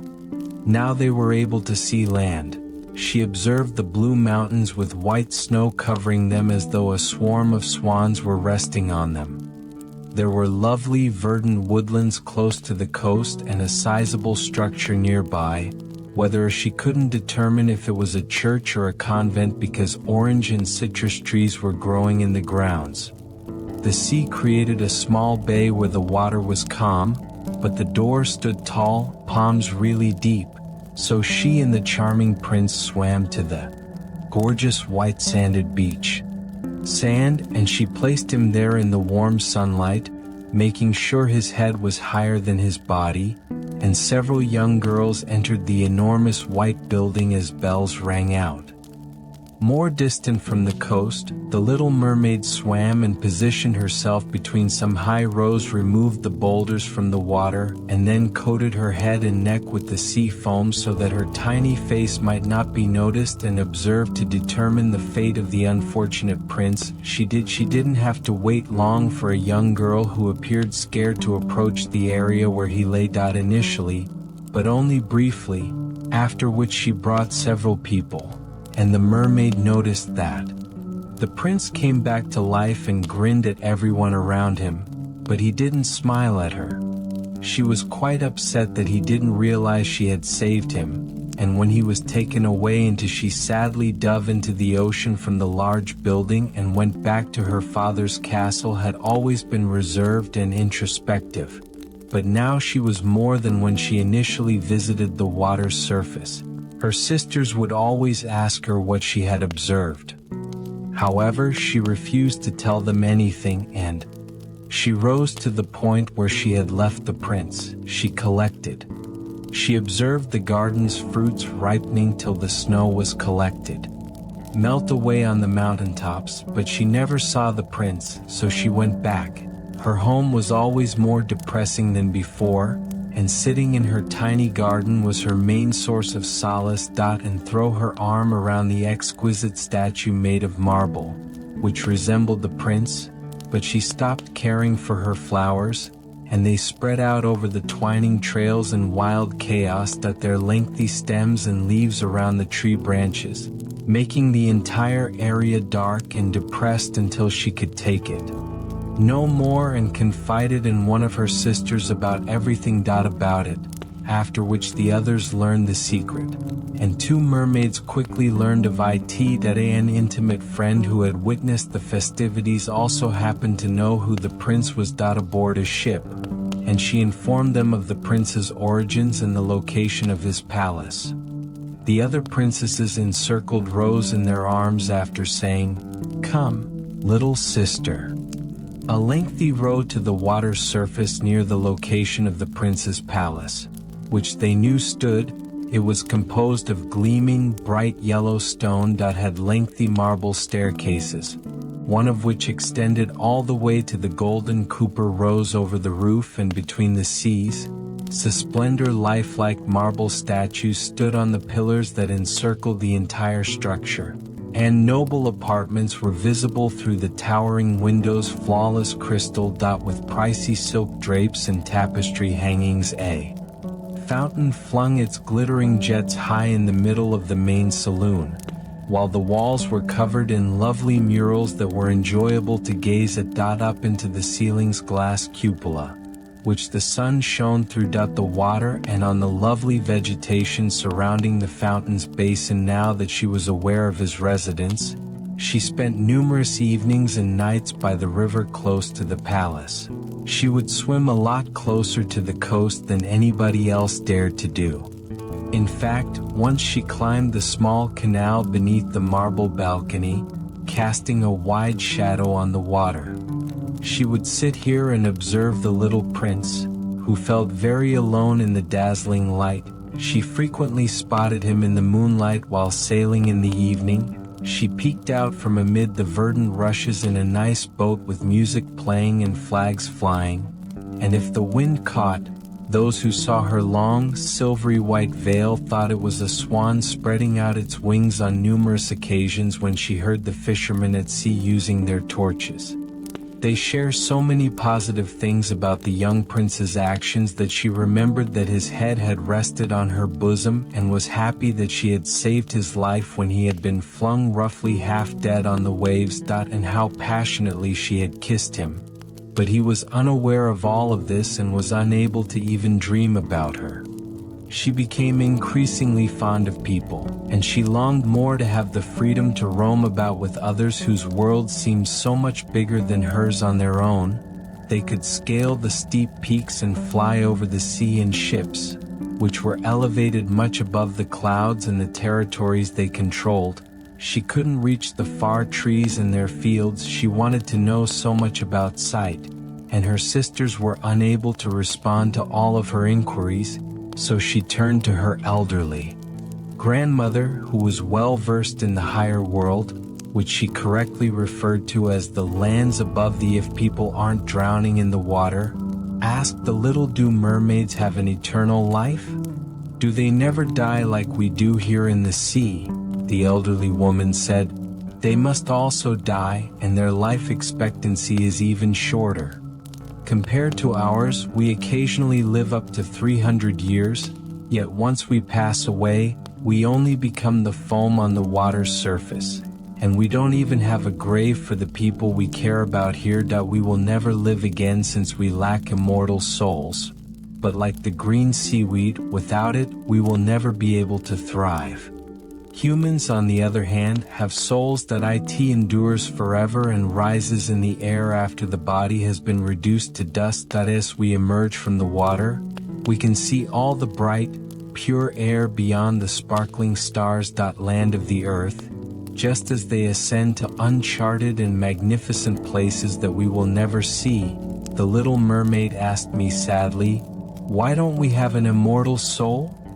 I would grant I willingly endure the hundreds of years I must spend as a human being solely because one day, and to hope to understand the joy of that magnificent realm above the stars, you must not consider them. The elderly women believe that we are happier and in a better state of affairs than men. Thus I, the little mermaid, remarked, I shall die, and I shall be driven about forever like the foam of the sea. Once more, either to observe the lovely flowers or the red, or to listen to the sound of the waves. The old woman remarked, son, is there anything I can do to win an immortal soul? Unlesia. Man loved you so deeply that you were more important to him than his parents, and if all of his love and attention were focused on you, the priest pledged to be faithful to you both now and in the future. When he placed his right hand in yours, his soul would enter your body, and you would receive a portion of humanity's future joy. He would give you a soul while keeping his own, but your fish's tail will never allow this to happen. They don't realize which of us is so lovely is viewed as quite unattractive on earth. Any better, and they believe that two sturdy props, which they refer to as legs, are required in order to be handsome. The little mermaid moaned and gazed at her fish's tail with grief. Throughout the 300 years that we have, the elderly woman in Dart and Spring stated, let us be happy to live, which is technically quite long enough, and then we may relax, which is bet grief. We're going to have a court ball this evening. It's one of those breathtaking locations that we can never see. The huge ballroom's ceiling and walls were made of thick, translucent crystal on earth. On either side were hundreds of enormous shells, some deep red and others grass green. In rows, each containing a blue flame that illuminated the entire salon and shone through the walls. That countless fish, large and small, swam past the crystal as the sea was likewise illuminated. The scales on some of the walls shone, while on others they sparkled with a purple brilliance. A wide stream poured through the halls like gold and silver and danced there. No one in the world can match the merman and mermaid's lovely song. Had a voice as beautiful as theirs. The little mermaid singing was more charming than the entire court cheered her with yells and hands. And for a brief time, her heart felt extremely gay since she was aware that her voice was the most beautiful in the world. But she quickly considered the world above her once more because she was unable to ignore the charming prince and her sadness about not having his immortal soul. As a result, she quietly left her father's palace. And while everything she sat in her own small garden, sad and lonely, but there was also joy and song. After hearing the bugle blaring through the water, she assumed he is undoubtedly floating over the person whose wants I rely on and whose hands I will risk everything for him if he wants to be the source of my happiness. I shall travel to my father's palace to win an immortal soul while my sisters are dancing. I've always been terrified of the sea, which, although she can provide me advice and assistance. After which the little mermaid left her garden and traveled to the foamy. The sorceress dwelt behind whirlpools, which she had never experienced before. There were no grasses or flowers growing there. The ground was bleak, drab, and sandy. Mill wheels swirled around everything in the whirlpool, where the water resembled foam. It grabbed hold of it and threw it into the depths of these, crushing. The little mermaid had to cross whirlpools in order to go to the sea's dominions. Where also, the only road for a considerable distance ran directly across a quantity of warm, bubbling muck that the witch dubbed her turf. More beyond this, her home was situated in the middle of an odd forest where the flowers and trees resembled serpents and were half plants and half creatures. The branches were long, slimy arms with fingers, and the undead heads were emerging from the ground. Like pliable worms, they could move limb after limb from the base to the top. Reached in the sea, which they grabbed hold of and gripped tight to prevent it from ever escaping. The little mermaid was so horrified by what she saw that her pulse was pounding, and she stood motionless. With terror, and she was on the verge of retreating. But she remembered the prince and the human when her bravery returned and her soul was restored. She wrapped her long, flowing hair over her head. She placed her hands together across her bosom to prevent the polyps from grabbing hold of it. Then, as a fish leapt through the water between the supple arms, she sprang forward. She noticed that each of the ugly Poppy's fingers, which were extended on either side of her, had something in its hands that it had grabbed with its many tiny arms, which appeared to be made of iron. Seeing the white skeletons of those who had sunk into the deep and died at sea, rudders, ship chests, and the skeletons of terrestrial creatures were all lying there, securely held. Even a little mermaid, whom they had captured and strangled, was held by their grasping arms. Appeared to be the most startling of all to the little princess, who now entered a room. Large, fat water snakes were rolling in the muck on the marshy land in the wood. And displaying their unsightly, dull-colored bodies. A home stood in the middle of this area. Constructed using the bones of people who had been shipwrecked. And the sea sat there, letting a toad eat straight from her mouth, much like how humans occasionally give a canary a piece of sugar and let the unsightly water snakes crawl all over her, calling them her little chickens. It's really foolish of you, bosom, and I know what you want to say to the sea witch. But you will get what you desire, and it will make you sad, my lovely princess. You want to have two people supported instead, just like people do on earth, so that the youth you may have an immortal soul and love afterward.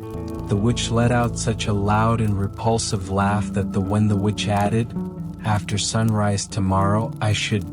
The toad and the snakes dropped to the ground and lay there squirming about you. Not be able to assist you until the end of the following year.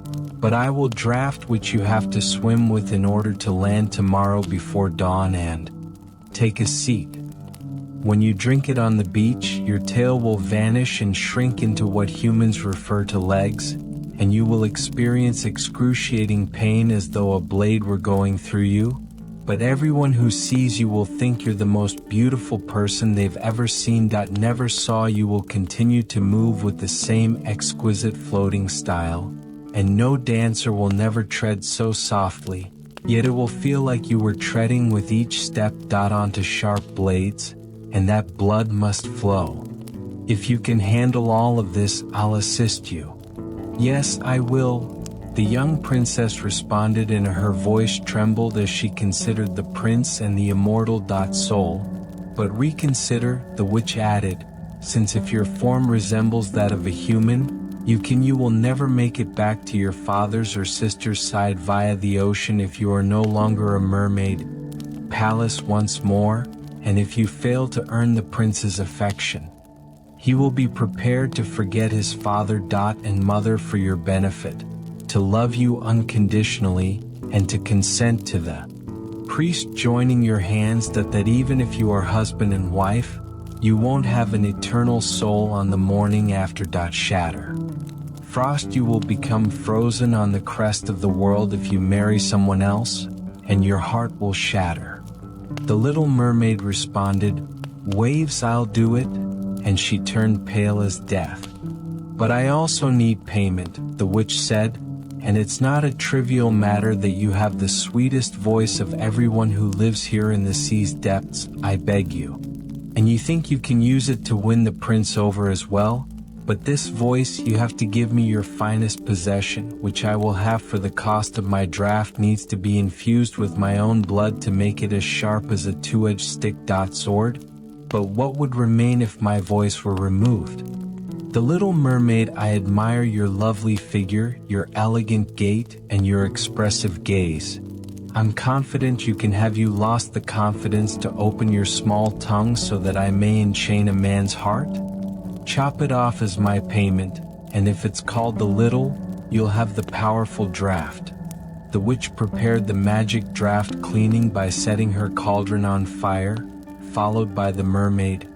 Fortunately, she was found searching the vessel with snakes that she had bound together in a big knot, after which she stabbed herself in the breast, allowing the black blood to drip into the stream. That rose took on such dreadful forms that nobody could regard them without dread each time the witch tossed another object into the vessel, and the sound it made as it started to boil sounded like the weeping of a crocodile. Appeared to be the clearest when the magic draft was finally ready.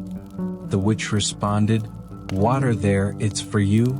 And then she disconnected the if the popey should grab you as you return, through the wood said, the mermaid's tongue would become stupid, and she would never speak or sing again. Their fingers will be ripped into 1,000 pieces if the witch throws a few drops of the potion over them. Pieces, but the popey rushed back in terror. Thus, the little mermaid had no reason to do this. When they noticed the glistening draught that glowed like a star in her hand. Thus, she swiftly moved between the flowing whirlpools and through the woods and marsh. She noticed that the ballroom's torches were extinguished in her father's palace and everything inside was sleeping, but she didn't dare enter them because she was foolish and would soon leave them. Feeling as though her heart would burst forever, she snuck into the garden and picked a flower from each of her sister's flower beds, kissed her hand 1,000 times as she made her way to the palace. And then when she saw the prince's silhouette, The sun had not yet risen when she ascended through the midnight blue waters palace and made their way up the exquisite marble stairs, but the moon was bright and clear as the after consuming the magic draught. The young mermaid felt as though a two-edged sword sliced through her fragile when the sun rose and shone. She went into a swoon and lay like a corpse. She felt a severe agony as she recovered above the sea, but right before her standing the charming young prince gazed at her with such earnestness, his eyes frigid and black, that after letting go of her own, she realized that her fish's tail was gone and that her small feet and lovely white legs were as attractive as any young maiden could have. But because she was without clothing, she wrapped herself in. The prince inquired about her identity and origins while she had long, thick hair. And she gave him a gentle, melancholy glance with her deep blue eyes, but she was unable to. Every step she took seemed like she was walking on something that the witch had predicted. The sharp edges of needles or blades, yet she accepted it voluntarily and moved as softly as possible. That the prince's sighed as a soap bubble, leaving him and everyone else in the vicinity in awe of her elegant swaying. Soon after, she was dressed in pricey silk and linen robes and was the most exquisite being in the palace, but she was stupid and unable to communicate or sing. Gorgeous female slaves in gold and silk stepped up and began to sing. One of them sang better than the others for the prince and his royal parents, and the little one was very saddened when the prince clapped his hands and grinned at her. Once, Mermaid realized how much sweeter she could sing herself, and she thought, "Oh, if only he knew that in order to be with him, I had permanently given up my voice." After that, the slaves danced in a few lovely fairy-like fashions while lovely music played, and then the little mermaid lifted her beautiful white arms, stood on her toes, and sailed over the floor. And danced as no one has previously been able to, revealing her beauty with every step. And everyone was mesmerized, especially the prince, who referred to her as his little foundling by her expressive eyes, which spoke to the heart more than the slaves singing. And she eagerly danced once more to win his approval, but each time her foot touched the ground, giving the impression that she had stepped on sharp objects. The prince advised her to stay with him forever, and she was given permission to sleep on a velvet mattress at his door. Cushion. He had a page's dress made for her so she could ride with him. Together they rode through the fragrant woods, where the little birds sang among the fresh air and the green boughs brushed their shoulders. Often, she ascended steep heights with the prince. Despite having sensitive feet, her steps were marred by the bleeding, but she only laughed and followed him till they could see the clouds below them, which appeared to be a flock of birds flying to a far-off place. When everyone in the household was asleep at the prince's palace, she would go sit on the wide marble steps to soak her scorching feet, since it was more comfortable in the chilly sea water, and she then considered everyone below in the. At one point in the middle of the night, her sisters floated together, arm in arm, singing sadly. They recognized her as she gestured to them on the sea, and they explained how she had mourned them, and they thereafter returned to the same spot each night. After she saw her elderly grandma, who had not visited the sea's surface in a long time, and her father, the ancient sea king, sprawled out with his crown on his head, their hands in her direction. But unlike her sisters, they did not get as close to the land. Ahead, days went by. She grew to love the prince more and reciprocated, but it never came to his head to make her his wife. But she couldn't get immortality unless he wed her soul, and the morning following his marriage to someone else, she would vanish into the froth of the "Do you not adore me?" sea? The little's eyes are the best of all. When he held her in his arms and kissed her fair forehead, the mermaid appeared to speak. The prince answered, "Yes, You are precious to me since you have the best heart and are the most. You are so loyal to me that you remind me of a young maiden I glimpsed once but will never meet. Once more, I was on a ship that had capsized, and the waves had swept me up on the shores of a sacred temple where the youngest of the various young maidens that performed the service discovered me on the seashore. And saved my life. I only saw her twice, yet she is the only person I could ever love. You resemble her and have nearly erased her image from my memory. She is a member of the you were sent to me by the holy temple and my good fortune rather than her, and we shall always be together. Yes. He is unaware that I saved his life by carrying him over in the Little Mermaid. I sat under the foam and observed till the sea reached the wood where the temple is located.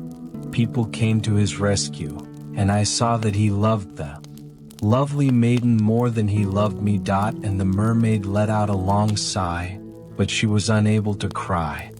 He claims that since the damsel is a part of the holy temple, she will never go back to the world, and as long as I am with him, they won't meet again. See him every day, I will look after him, I will adore him, and I will sacrifice my life for him. Since it was quickly said that the prince had to get married and that he would marry a lovely neighboring king's daughter for a magnificent ship that was being furnished. Despite the prince's declaration that he only planned to pay a trip to the king, it was typically assumed that he actually visited his if his daughter were to accompany him. The little mermaid would grin and shake her head. I must travel, the prince said, adding that she understood his ideas better than anybody else.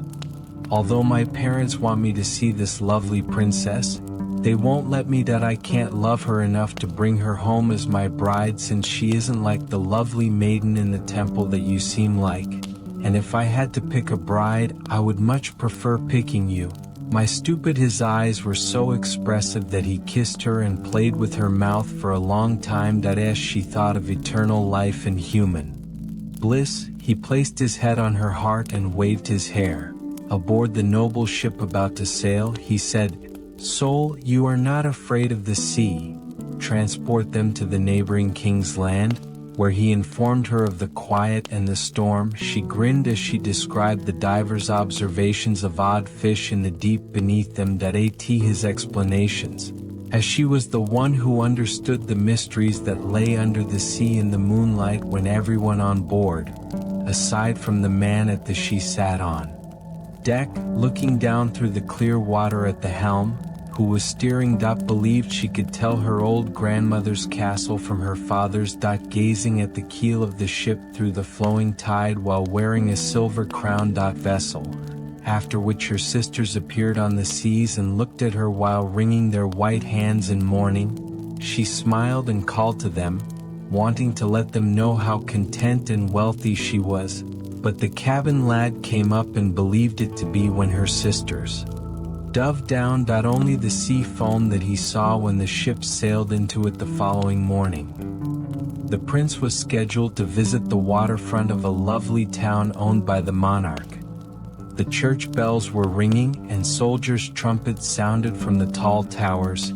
Each day, they traveled across rocks adorned with dazzling bayonets and vibrant colors. Was a festival, with balls and other events coming one after the other, but the princess had not yet made an appearance. According to reports, she was raised and educated in a place of worship where she was finally acquiring all of the royal virtues when she encountered the Little Mermaid, who was quite curious to find out if she was indeed lovely and had to admit that her complexion was beautifully fair, and she had never seen a more ideal representation of beauty. And her sparkling blue eyes shone with honesty beneath her long black eyelashes. When I lay dead on the shore, you claimed that the prince who saved my life was purity, and he folded. He told the Little Mermaid, "My dearest hopes," as he held his blushing bride in his arms. "Oh, I am too happy. Are you all satisfied? You will celebrate my joy since your commitment to me is profound and genuine." On the morning of his wedding, The little mermaid kissed his hand and felt as though her heart had already been broken. That would cause her to die, transform into the sea's foam, and all the church bells would sound. The town's herald rose announced that the expensive betrothal perfumed oil was burning. The priests waved the silver candles on each altar as the bride and groom linked there. The little mermaid, wearing silk and gold, held up after receiving the bishop's benediction at the bride's train, but she didn't hear any of the joyous music, and she didn't see the holy ceremony. She reflected on the impending night of death and everything she had lost in the world. Ship cannons were blasting flags the same evening the bride and groom boarded the ship. Waving, and a pricey purple and gold tent had been set up in the middle of the ship that included tasteful couches for the bridal couple's celebration that night on the ship. With a favorable wind and swelled sails swept away across the placid sea with ease and lightness. Several colored lamps were ignited as night fell, and the sailors joyfully danced on the deck. The little mermaid kept thinking about the moment she emerged from the sea for the first time. Observed like celebrations and delights, and she participated in the dance, positioning herself in the air as a swallow as he hunts his meal, and everyone around her applauded her in awe of what she had. Her delicate feet felt like they were being sliced by sharp knives, but she cared. She had never danced so elegantly before. She was aware that this was the final evening because a sharper pang had pierced her heart. She should never again see the prince for whom she had thrown up her home and her kindred. Up her lovely voice and endured unspeakable suffering every day for him, all the while he was unaware of it. This was the final night that she would gaze at the starry sky or breathe the same air as him. Into the deep water, where she would spend an endless night without thinking or dreaming. Soul. And now, since she was unable to earn one, the ship was filled with happiness and gaiety till far beyond midnight. Though she was thinking about dying, the prince laughed and danced with the others. Kissed his lovely bride as she tinkled with his raven hair before they rested arm in arm. When everything stopped moving in the magnificent tent, the helmsman was the only one awake on board the ship. The little mermaid, standing at the helm, rested her white arms on the ship's edge and gazed toward the east in anticipation of the first ray of dawn, which would bring her death. She witnessed her sisters emerge from the flood, looking just as pale as she did. Yet there we have donated our long, lovely hair that was cut off and no longer waved in the wind. The witch told them to get you help so you wouldn't die tonight. She gave us you must stab yourself in the heart with this extremely sharp knife before the sun rises. Of the prince, they will regrow together and form as the warm blood touches your foot. Onto a fish's tail. Then you'll transform back into a mermaid and come back to us to spend your 300 years that must pass until you pass away and transform into the salt sea foam. Hurry. Our elderly grandmother sighs in the morning, so her white hair is slipping away from grief as ours was swept away by the witch's scissors. Murder the prince and return quickly.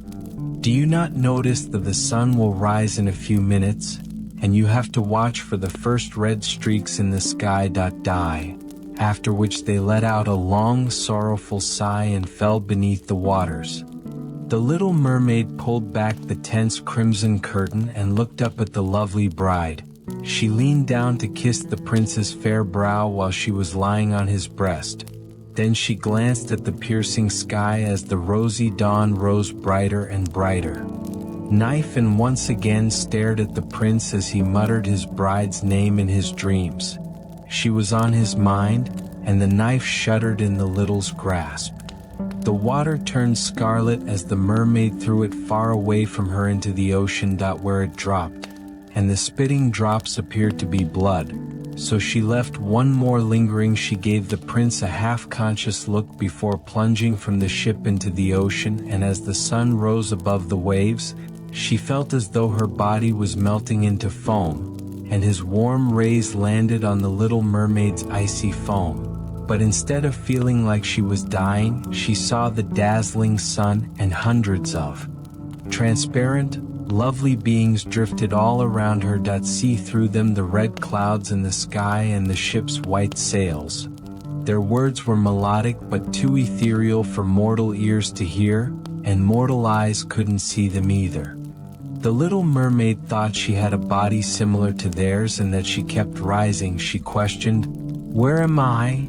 as she rose higher and higher out of the foam, her voice sounding as no earthly song could replicate. The voice of those who were with her among the daughters of the air said that a mermaid does not possess an immortal soul and cannot acquire one unless on the strength of another. She earns a human being's affection and hangs her eternal destiny. However, while not having an everlasting soul, the daughters of the air can, by their good we fly to warm nations to cool the hot air that destroys, and deeds gets one for themselves. Humanity uses the scent of flowers to spread healing and health despite the plague. An immortal soul is given to us once we have worked for 300 years to do all the good in our power. And contribute to humanity's happiness. You sad little mermaid, you've given it your all. Heart to carry out our actions. You have braved hardships and elevated yourself to the realm of spirits by your excellent deeds, and you can now achieve immortality by working for 300 years in the same manner. Soul, the little mermaid raised her exalted gaze toward the direction of the ship where she had left the prince. She saw him and his companions, and for the first time she felt them welling up with tears. They looked at the pearly foam as though they knew, and the lovely bride was mournfully looking for her. Unseen, she had flung herself into the waves, kissing her bride's forehead and face. The prince and then rode to a rosy cloud that drifted across the sky with the other children of the air. Thus, we will float into the kingdom of heaven after 300 years. Unbeknownst to her, one of her pals muttered, "We might even arrive sooner, access the homes of males with children, and for each day that we come across a decent youngster our probationary period is shortened because he is his parents' delight and deserving of their affection." As we quickly move through the room, the child is unaware that we are praising his good behavior. Behavior because we can deduct 1 year from our 300 years, but when we witness a mischievous or we weep like wicked child, and each tear we shed lengthens our period of suffering. Thus, my dear friends, we are nearing the end of our adventure. I hope to see you tonight, that the stories we told today, which were full of both mystery and gloom, have roused your creativity and added a little magic to your evening. For now, I hope the storybook inspires you to think of distant kingdom OMS and the wonders beneath the seas. Keep the magic close and say goodbye for the time being until we cross paths again.